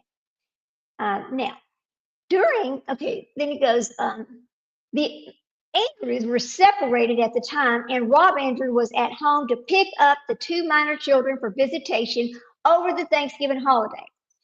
The custom was that the appellant would bring the children out to the car and Rob would take them from there. However, on this night, the appellant asked Rob Andrew to come into the garage to light the pilot on the furnace because it had gone out. The appellant's version of the events from the point was that Rob was trying to light the furnace when two masked men entered into the garage. Rob turned to face the men and was shot in the abdomen. He grabbed a bag of aluminum cans to defend himself and was shot again. The appellant was hit during the second shot. The undisputed facts show that after that, appellant called 911 and reported that her husband had been shot. Emergency personnel arrived and found Rob Andrews' body on the floor of the garage. He had suffered extensive blood loss and they were unable to revive him. The appellant had also suffered a superficial gunshot wound to her arm. The Andrews children were not, in fact, packed and ready to leave when Rob Andrew arrived. They were found in a bedroom just watching television with the volume turned up really high, oblivious to what was happening in the garage. The appellant had taken to the local hospital for treatments. Her behavior was described by several witnesses experienced in dealing with people in traumatic situations as uncharacteristically calm for a woman whose husband had just been gunned down. Rob Andrew was shot twice with a shotgun. A spent 16-gauge shotgun shell was found in the garage on the top of the family van. Rob Andrew owned a 16-gauge shotgun, but had told several friends that the appellant refused to let him take it when they separated.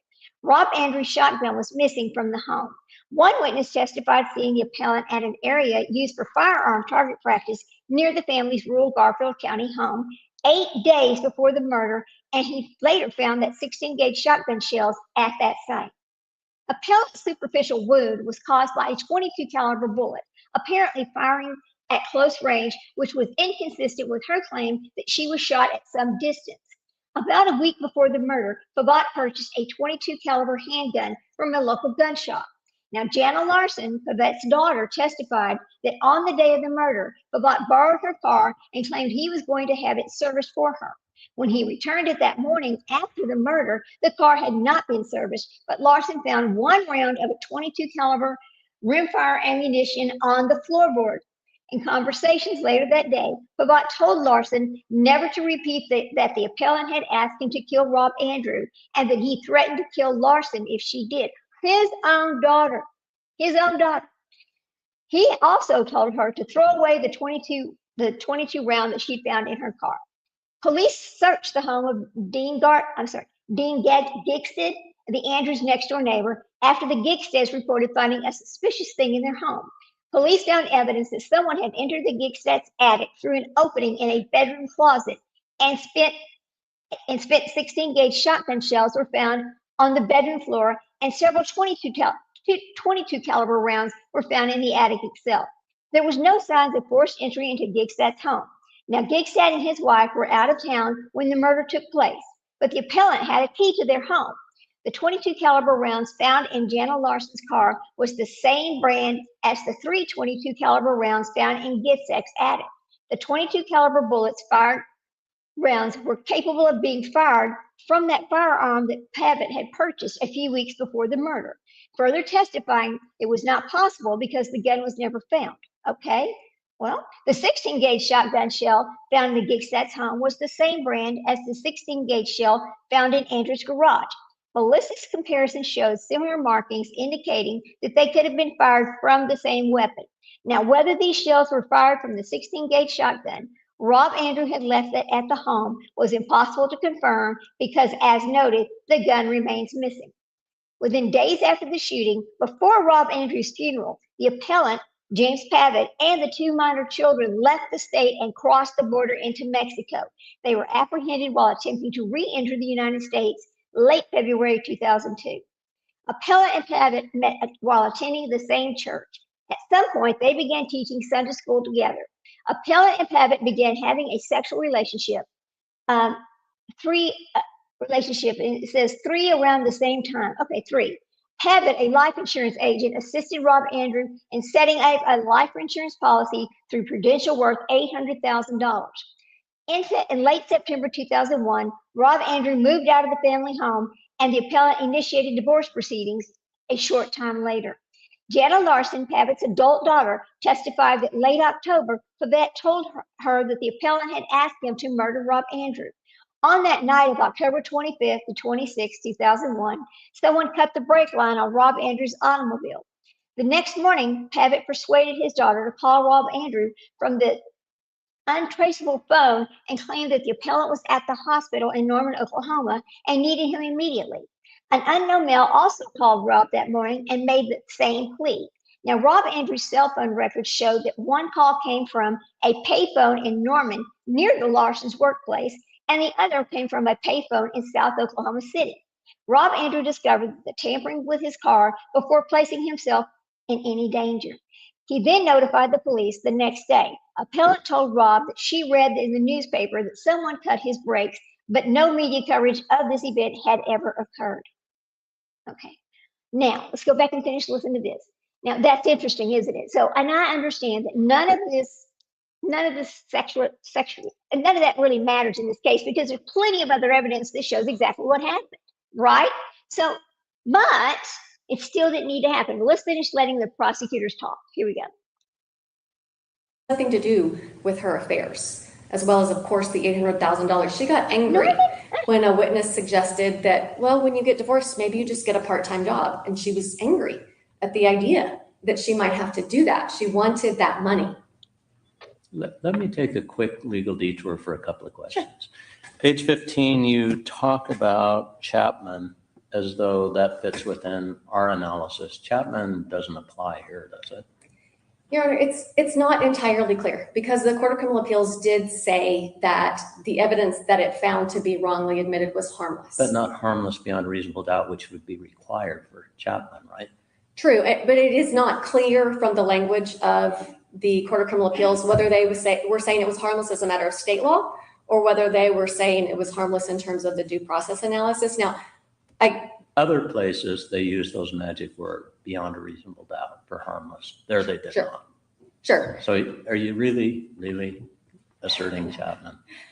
I think it's relevant. I think that you can look at the cases where it's been argued that they misapplied the prejudice prong of Strickland because they use differing language at different points in the opinion, and you can't necessarily infer, but I don't need Chapman. Certainly under 2254D and the Supreme Court's decision, the fundamental fairness analysis, we still win. And second legal question, do you acknowledge or agree that the Supreme Court, in the opinion that sent us here today, has said that pain does apply to the guilt phase, even though it was a sentencing phase case? Yes. Okay, thank you. Sure. Judge Phillips, I don't want to talk over. Do you have a follow-up question? No. I just want to make sure I understand the answer to the first question of Judge Phillips. I'm still not clear why Chapman or Brown versus Davenport would have anything to do with this, unless this is an alternative argument to affirm, assuming that we credit the petitioner's claim under D1 and D2 and determine that it was not a fundamentally fair trial. Are you saying that my alternative argument to affirm is under Brown versus Davenport and Chapman that the denial of a fundamentally unfair trial would have been harmless beyond a reasonable doubt? No, Your Honor, my argument is that the Court of Criminal Appeals found the admission of some of this evidence to be harmless. I get that, but how does that, but if you're not arguing harmlessness as an alternative argument to affirm, I guess I'm just not understanding how Chapman or Brown versus Davenport fit into the element of whether or not the evidence was unduly prejudicial so as to create a fundamentally unfair trial under a remand instruction. Right. I think I see two ways to look at the way this court is analyzing this claim. And the first is pain. But the second is that the Court of Criminal Appeals found constitutional error, but found it harmless. And in that case, this court's review would be under Chapman and Davenport. Because which is solely harmlessness, they don't address a fundamentally unfair trial, right? Expressly, that's correct. But we know that they decided the merits of the due process claim. And so it's unclear from their opinion when they said harmless, were they saying this shouldn't have been admitted as a matter of state law, but it was harmless? Okay. Or were they saying this may have constituted federal constitutional error, but if so, it was harmless, in which case this court's would be Brown versus Davenport. Okay, thanks. Sure. I think I'll hit on a couple of points responding to petitioner's counsel's argument. Judge Johnson's dissent, I would submit to you that that is not a proper indication, at least not a complete indication of the claim that was exhausted. And for that point, I would point you to the Donald Grant case and also to the Scott Eisenberg case. In both of those cases, the dissenting judge raised an argument that hadn't been raised by the majority. And in one case, it was specifically like, was this exhausted or wasn't it? And this court said that we can't rely on the dissent to tell us whether something was exhausted or not. Okay, so your argument is that this claim is unexhausted. The claim as it is currently presented, yes. All right, didn't Moore versus Showman in 2002 specifically say we cannot deny relief on the merits of the 2254 claim based on some claims? Judge Murphy called it a hybrid adjudication, and dismiss other claims without prejudice for non-exhaustion. And his rationale, as I recall, was that now what do we do with the second or a future petition? Is it second or successive? Well, how do we say that if we ultimately say that the unexhausted claims were dismissed without prejudice, which is what we'd have to do? So isn't your argument of non-exhaustion of this claim specifically foreclosed by Moore versus Showman? Your Honor, I'm not familiar with that case. However, I would say that you can deny a claim on the merits even when it's unexhausted. That's right, but not because of an exhaustion. Then we'd have to reject it on the merits. And if it was unexhausted, how can we say that the Oklahoma Court of Criminal Appeals adjudicated the claim on the merits if I thought the Oklahoma Court of Criminal Appeals abided by the party presentation rule as we do? But if you're right, isn't it an anomaly that you're saying, well, that this claim was unexhausted? Well, your whole argument in applying D1 or D2 assumes that it was adjudicated on the merits. Well, how could this fundamentally unfair trial claim have been adjudicated on the merits if it wasn't exhausted? It wasn't exhausted because when under Donald Grant, as for one example, when you so change the nature of a claim with new evidence, new arguments, new case law, then there may have been a claim that was exhausted in state court, but that is not the same claim that is now in front of this court. Yeah, and so, but that's, I guess, I don't mean to beat a dead horse, but isn't that the problem? You know, the theoretical anomaly of your argument is you're saying the claim that these petitioners are presenting to us was unexhausted, and yet, because they transformed the claim from what had been presented in the direct appeal to the Oklahoma Court of Criminal Appeals. And yet your argument on D1 and D2 presume that the claim that they are presenting to us was adjudicated on the merits. Well, how could the Court of Criminal Appeals have adjudicated the claim on the merits of the claim that they're presenting to us if it had never been presented to them? I think Your Honor recognized when you cited Wellman that the claim that's presented now is not the one that the Court of Criminal Appeals adjudicated. But isn't that, yeah, and isn't Wellman the only way you could address that? And to apply Wellman, you would have to assume Because Wellman, Wellman deals with the application of D1. So wouldn't, to apply Wellman, we have to reject actually what you just said, and that is they didn't exhaust it. They did exhaust it, which would be a precondition of applying Wellman versus CBOC. Do you understand what I'm asking? I think I understand, Your Honor, although I don't know how you can reconcile that with Donald Grant and the fundamental changes to this claim. I certainly agree, I'm willing to set aside, although not waive, set aside for the purpose of this discussion, exhaustion. But I would say that under Sexton versus Boudreaux and under Wellman, this court is still limited to the arguments that were made to the Court of Criminal Appeals. What is the basic principle behind exhaustion? To give the state court a fair opportunity to decide the merits of the claim. And you're saying because there was no reference to this particular evidence or the closing or things like that in the presentation to the OCCA, that those portions, at least, of the claim were not exhausted. Is that your position? That is, and I believe Gray versus Netherlands says that the facts, in order to exhaust the facts, do have to be before the state court. Now, I understand that this court has held, and I think the Supreme Court as well, that, a fact or two here or there that doesn't significantly change the nature of the case doesn't implicate exhaustion. But here we have far beyond that. And does the same argument, and it's not just the fact, but you have to say that you can't say before the OCCA that evidence was inadmissible because it was hearsay, and now give a different argument for why it was. That's correct. Yes, the arguments, the facts, the focus, the degree of focus. Was this Burke's? Is the state case? Was this Burke's evidence, other crimes evidence, or was this an all-out assault on Miss Andrews' femininity? Those are also very different focuses. Wow. I want to kind of put in context for the court how incredibly difficult it's going to be for a petitioner to establish a right to relief on this claim. Under Oklahoma's statute, section 2403, which mirrors this court's 403, the admissibility of evidence, and not as a constitutional matter, but just the admissibility of evidence, you have relevance and you have unfair prejudice.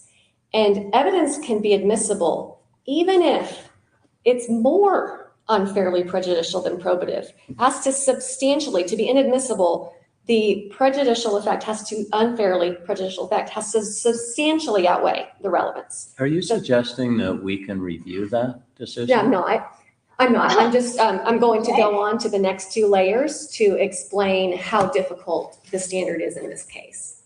But then you go beyond that to the fundamental fairness analysis, right? And you may already have this. Well, to prove a fundamentally unfair trial, you have to prove that the prejudicial nature so overwhelmed the irrelevance that it rendered the entire trial fundamentally unfair. But this case has a third layer, and that's AEDPA. And so then the question is, is it the case that no fair-minded jurist could conclude that we didn't get to hear to the, so substantially outweighed that she was denied a fundamentally fair trial? And we submit, in light of the evidence in this case, particularly the overwhelming nature of guilt, and our position is the very limited nature of the improperly admitted evidence, that petitioner cannot meet that threshold. What about the failure to provide limiting instructions? That Yes. needs involved in that analysis too, doesn't it? It does, and this court, the Court of Criminal Appeals addressed that and found it harmless. This court addressed it in its first decision and also found it to be harmless. And the jury wasn't completely left without any guidance. There was the instruction in both stages that told them that they were not to render their verdict based on sympathy or prejudice, except in second stage they could have sympathy for petitioner. So they were told that. Defense counsel made the point, look, what the state's trying to do here is they're trying to make you think that she's guilty by making you think that she's a bad person. Don't, basically the implication was don't let them do that. Look at the evidence. And the state's closing arguments sure, they referenced affairs. They had to. It was part of the motive in this case. But the state's closing arguments did not focus on the contested, irrelevant evidence, not in the least. And I don't think that I can do any better, than to say what this court already said in this case, which is as to cumulative error. Now, this first part that I'm talking about, this court did not consider the irrelevant evidence because you had found a lack of clearly established law. So I'm going to caveat it with that, but you found it evident that the trial was fundamentally fair. And you said that you were confident that she was not, the cumulative error relief was not required. You found that the errors were of minor significance when viewed against the backdrop of the entire proceeding and the overwhelming evidence. But you didn't leave it there because you also, the majority, responded to the dissent. And the dissent had found cumulative error based on the evidence that's contested today, the lack of the instruction, 3 excluded defense witnesses, which aren't before the court anymore, that's law of the case, and a Miranda violation. So all of that, and the dissent's review was de novo. And this court said in footnote 56, even if the dissent's unprecedented approach were justified by a Supreme Court holding, we would still rule that the overwhelming evidence of Ms. Andrews' guilt would outweigh any harm from the dissent's combined constitutional violations. And no, you didn't phrase it in the negative. We would still find that the unfairly prejudicial effect didn't so overwhelm the relevance as to establish a fundamentally unfair trial. No, you said that the overwhelmingness of guilt would outweigh any harm. So the inverse. Is that law of the case? That is a very good question, Your Honor. No. I believe, yeah, no. So far, it's 1-1. Right. Let me ask you a question about limiting instructions. Sure. Does it matter whether limiting instructions were requested by the defendant? They were requested. I don't believe for it. all of the evidence we're talking about, they asked for limiting instructions on all of it.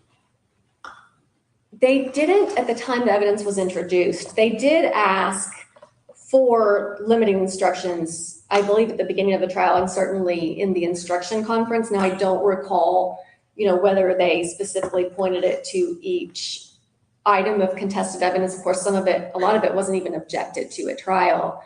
However, state law does require the instruction to be given, even if not requested. Now, it's not clear, too. The state had argued that some of the evidence was res gestae, for which the limited instruction is not required. So when the Court of Criminal Appeals found error in not giving that instruction, it's not clear which particular pieces of evidence they were pointing to. But even assuming that all of the evidence that is properly before the court and that was improperly admitted is considered with the lack of the instruction, this court has already determined that was harmless. Did the trial judge give any response to why she didn't give the limiting instruction? Not in great detail. The state objected, said that it was res gestae. I presume that may have been, but that's a presumption on my part. She didn't add anything additional. Correct. She just, okay. Correct. That's right. Would a limiting instruction have been required in every instance on count 1, the conspiracy count? In other words, do you see what I'm saying? As to I'm sorry, I'm not following. That it wouldn't be 403. It would, for the conspiracy, it'd be evidence of the crime. Probably not with respect to the affairs with Mr. Nunley and Mr. Higgins. Certainly much of the evidence that established the relationship between petitioner and Mr. Pravat. Okay, I see exactly what she's saying. Yeah. If she was a man, his sexual history and affairs would be overlooked.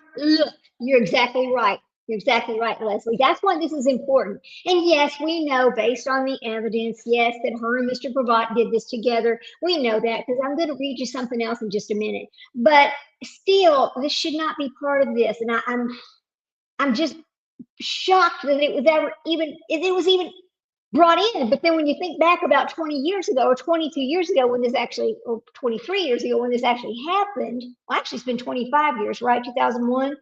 When this actually happened, and you talk and you think about people in general, I mean, in the Bible Belt of the United States of America, think back about that, and then you'll understand. Oh Lord, yeah, men were always treated differently than women when it came to that type of activity. Okay, so we'll finish listening to this real quick, and then we're going to go back and look at the other parts of the fact. Here we go. Was helpful to establish the conspiracy, yes. Mm-hmm. If the court doesn't have any further questions, we would respectfully ask you to follow what you did in your first opinion and to affirm the district court's decision. Thank you. Thank you. Now she has to rebuttal her 5 minutes.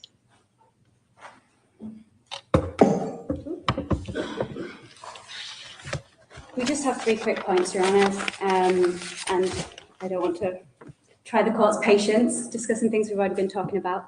First, the state continues to argue there that this case wasn't really about sex stereotyping, and nothing could be further from the truth. Counting up days on one side that have more evidence of gender bias and days on another is not the inquiry that's before this panel. It's the fundamental fairness of the whole proceedings. You did say in your brief, though, that every day. Yes. Is that accurate? Yes, Your Honour. We've provided the string site with examples of those every day. I'm afraid I don't have every day at the tip of my tongue, but day 11 was one that was cited, for example.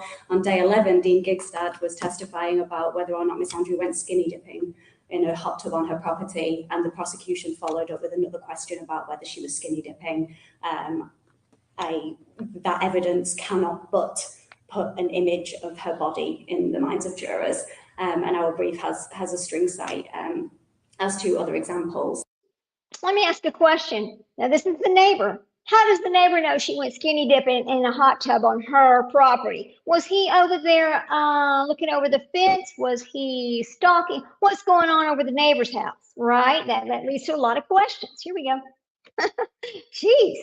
That came in every single day.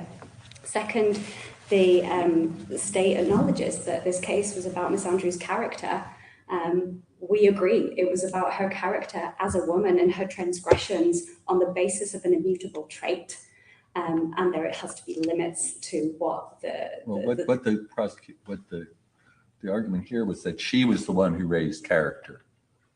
So the fact that it was a trial regarding character, if that's how the defense frames it and is arguing that she was a good wife, a good mother, a good Christian, etc., that is important to the context of what the state is arguing, is it not? Yes, Your Honour, and Miss Andrew cannot open the door to things that came in in the state's opening argument. And the structure of the state's case was about far more than responding to a comment. Was she a good? It's a 2-word question. Good mother. He confirms good mother. This is none late on at the start of trial, and nevertheless, before all of that, there's the testimony from Mr. Higgins, which we've talked about. We don't need to go over that again. But saying that the flooding of this trial with gender bias, with evidence designed to sex shame her, by saying that she opened the door to that with one question, I think is not an argument that holds water here. And my third point is the limiting instruction. On page 105 to 106 of the trial transcript is the first time that the defence requested a limiting instruction, and specifically requested it with respect to the affairs, and asked that the trial judge instruct the jury on the permissible inferences that they could draw about Miss Andrew's affairs. I don't have anything further, so if there are no questions from the panel, we would respectfully ask that this court grant the writ and order issue for a new trial for Miss Andrew. Thank you, Counsel. Thank you. Oh, wait, I just, it's really not a substantive question. It's really a record question, because one of the things that I was looking for, because both of you disagree about a particular recording call and whether or not you could hear Brenda Andrews' voice on the recorded call on November 19th, the day before the murder. There was differing interpretations of whether or not you could hear Mr. Andrews' coaching Tricity. I looked for the audio, and I don't know if that's, I know obviously part of the trial court record, and it was played for the district trial court. Are you all confident that that is in our record? I may have overlooked it.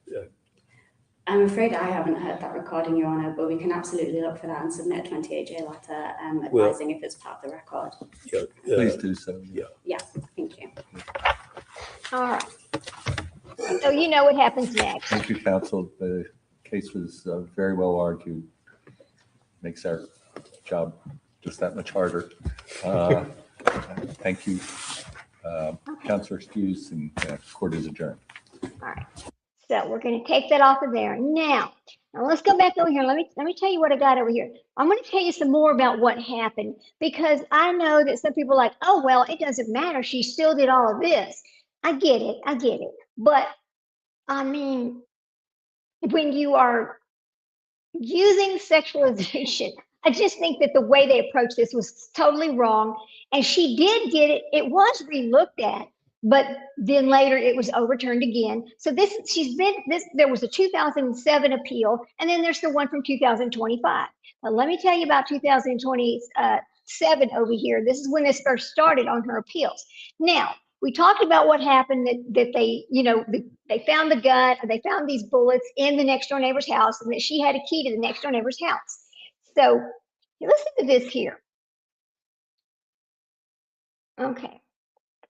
Let me go back where I was. Okay. Now so police searched the home. That was the next door neighbor. Within days after the shooting, before Rob's funeral, the appellant, James Pivot, and the two minor children left the state and crossed the border into Mexico. They were apprehended while attempting to re-enter the United States in February of 2012. The appellant and Pavitt met while attending the same church. Okay, so what I'm telling you here is the cruelness here is the children were not even allowed to go to their father's funeral because they were on the road with the two people that took their father's life.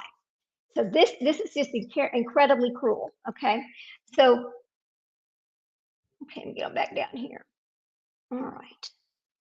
So then they leave, and they're apprehended when they're trying to come back into the United States. And let me see what else. The appellant did not attend her husband's funeral, choosing instead to go to Mexico with Pivot and the children. Pivot called his daughter several times from Mexico and asked her to send them money. Now, Larson cooperated with the FBI and local authorities in trying to track down the pair. After her apprehension, the appellant came into the contact with Teresa Sullivan, who was a federal inmate at the Oklahoma County Jail. Sullivan testified that the appellant told her that she and Pivot killed her husband for the money, the kids, and each other. Appellant also told her that Pivot shot her in the arm to make it look like she was a victim. Expert testimony opined that the wound to appellant's arm was not self-inflicted, but was part of a scheme to stage the scene to make it look like she was a victim, just like her husband.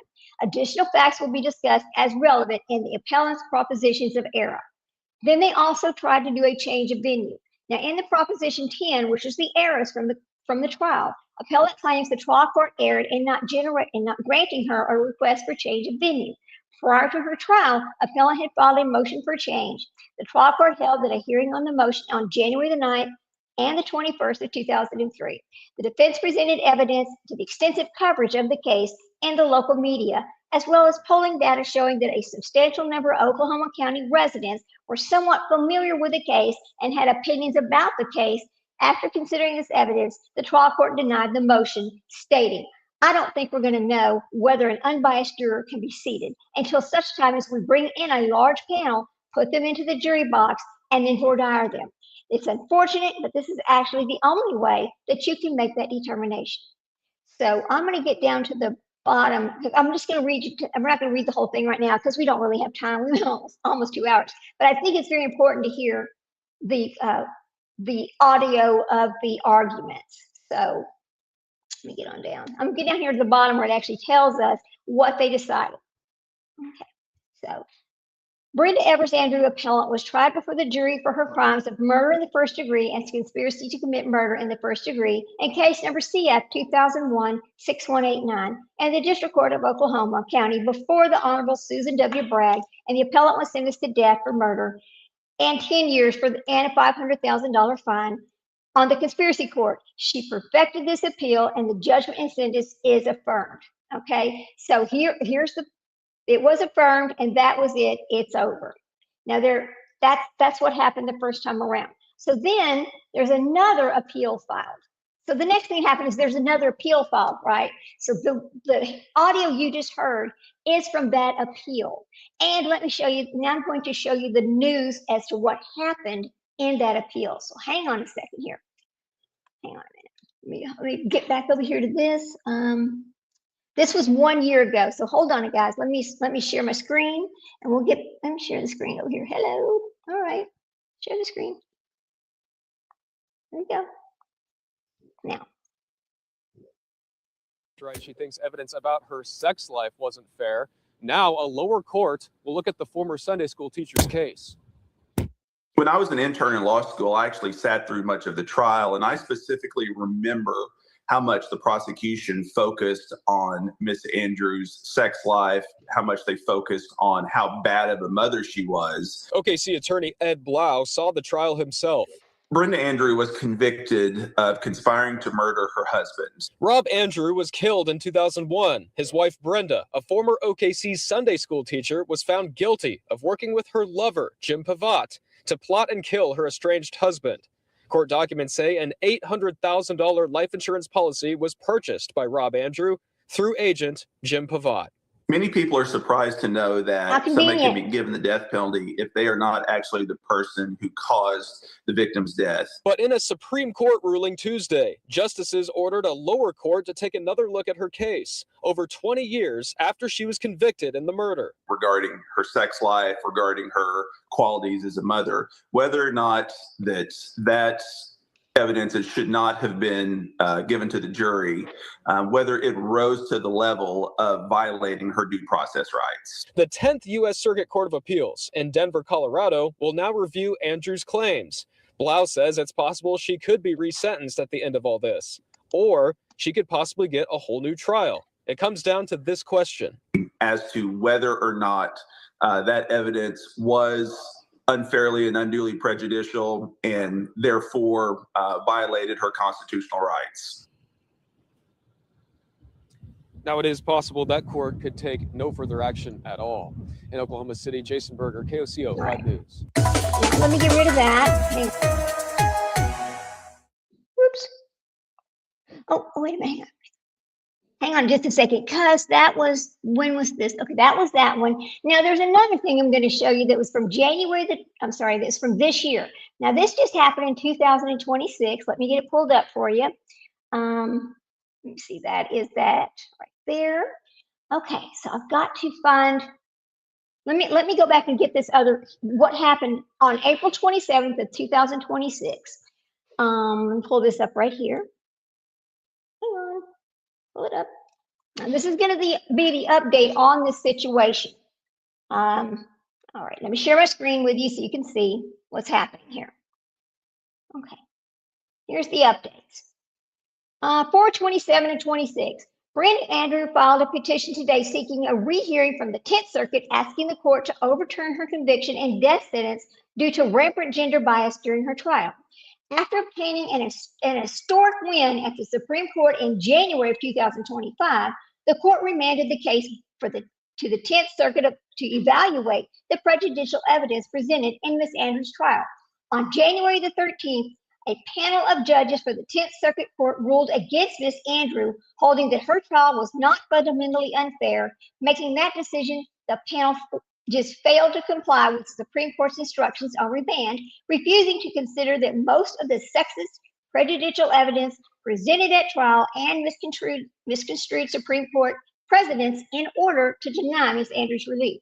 The petition filed by Mrs. Andrew today argues that the panel just just disregarded weeks of prejudicial testimony, influencing jurors and their perceptions of Mrs. Andrews' credibility, her defense and narrative, and ultimately the value of her life. In order to correct this error, her petition asked the panel to rehear the case, or in the alternative, for the 10th Circuit to hear the case in bank. Okay, so she was not happy with what she was given. And so that is that. So she's asked for it to be looked at again. And I don't think there's been anything updated about that since then. So I need to go out. Let me go see if I can find, hang on a minute, guys. Let me pull this up over here now. This was just the, not that long ago, but 10th Circuit. Okay, hang on just a second. Okay, Brenda Andrews. Hang on just a second, guys.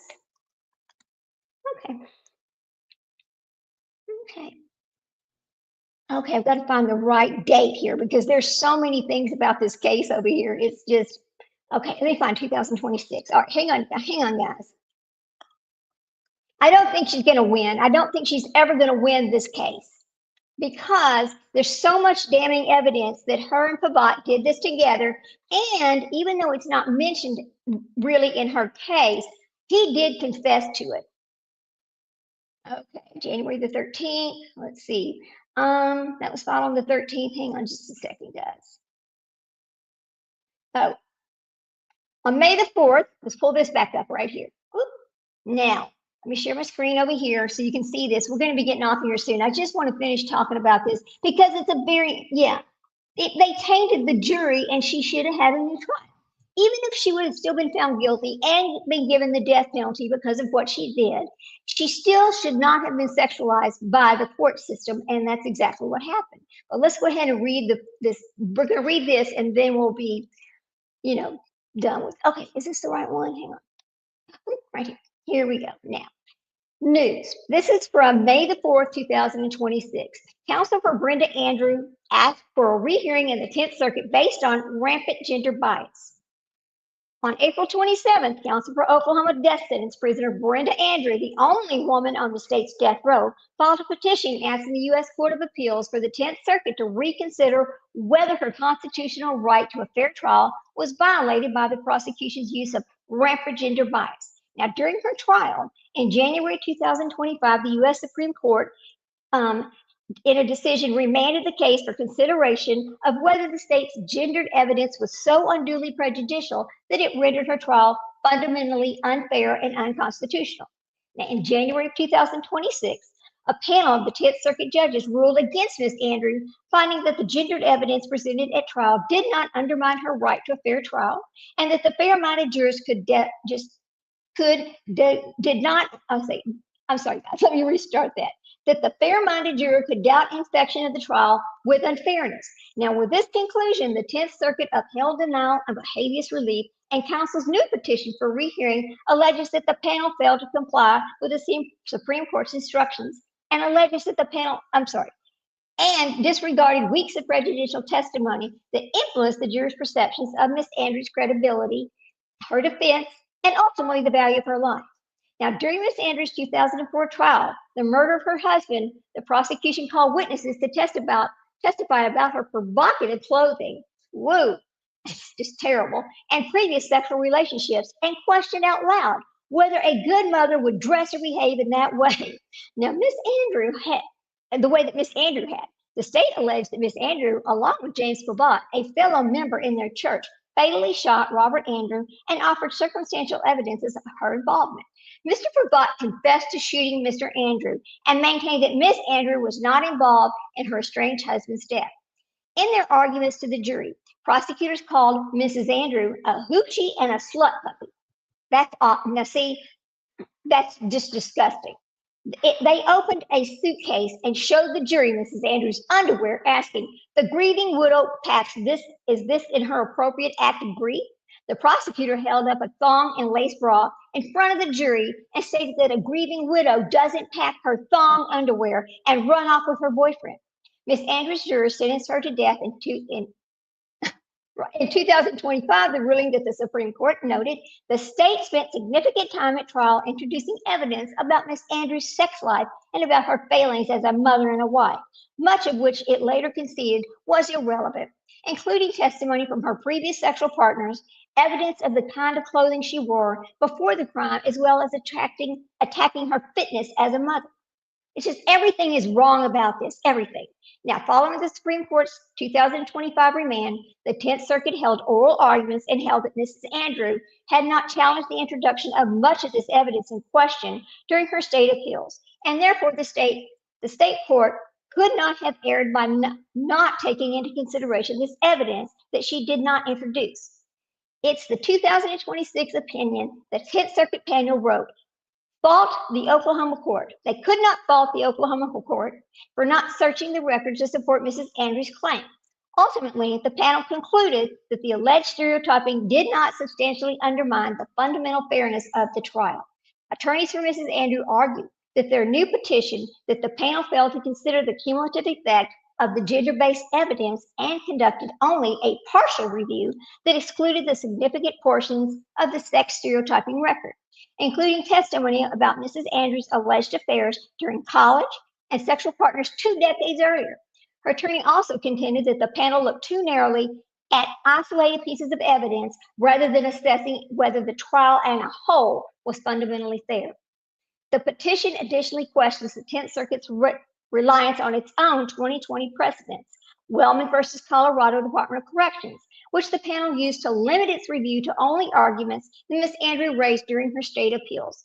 Her attorneys described Wellman's as irreconcilable with the Supreme Court's remand instructions and are asking the 10th Circuit to limit or overrule it altogether, seeking a hearing before either the same panel or the full court.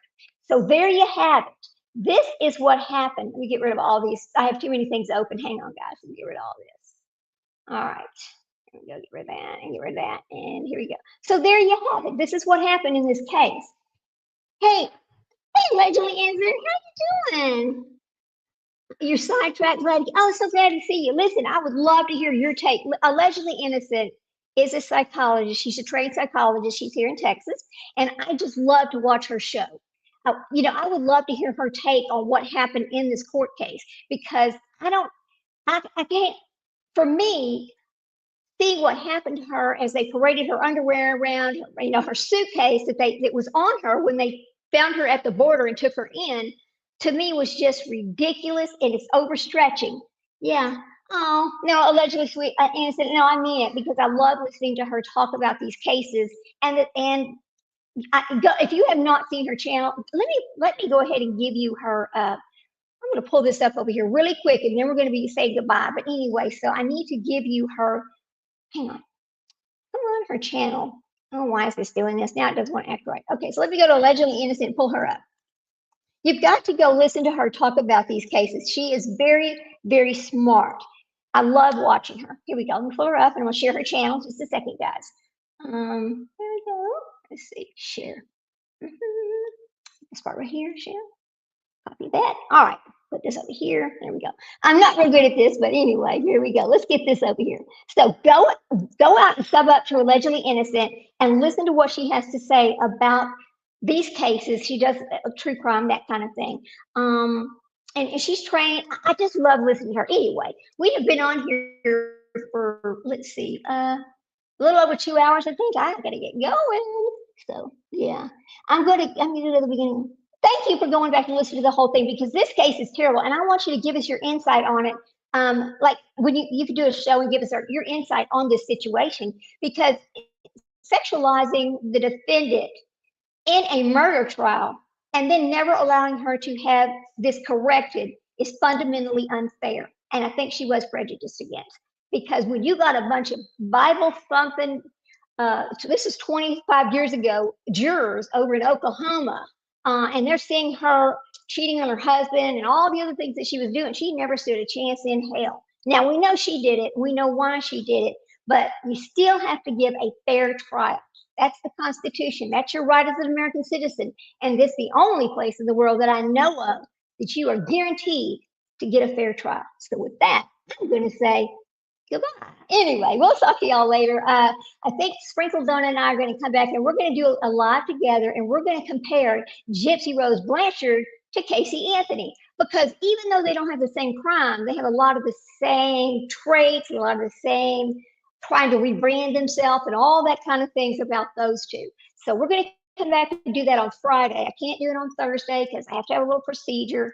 Because anyway, it's a whole long story, but we'll do it on Friday. I'll announce the time. So yeah, it's a very conservative state. Right. And Oklahoma, you know it is. It's interesting. Thank you, Leslie. Thank you, Leslie. I appreciate everybody stopping by. Listen, just hit that like button. Just hit that subscribe button on your way in or your way out. For so long, I have forgotten to ask people to do that because I did not recognize the importance of it until somebody told me, that's how your work gets into the algorithm. And I was like, no, I didn't really understand that because I'll tell you, when I jumped onto YouTube, I had no idea how hard it really was and what it took to actually become monetized. For some reason, I thought they just got up there and had a good time talking to each other. But it's real work, and I'm telling you, the successful channels, they work hard. They do work hard. There's another channel y'all need to go check out. She's doing an excellent job on the Guthrie case, and that is Guilty of Crime. That's another one I like to watch. And, I'm mod for Clutched in Pearl, so I always like to talk about Justin, too. So y'all take a chance, go out there and look at all of them. If I had more time, I'd just go I need to get a list and start dropping these channels. I always forget to do that. Anyway, with that, I want to say goodbye, good night. Hey, be careful out there. Take care of yourself. Go hug your babies. Life is short and our time with them is even shorter. Think about that. Bye, guys. Have a good evening. Thank you so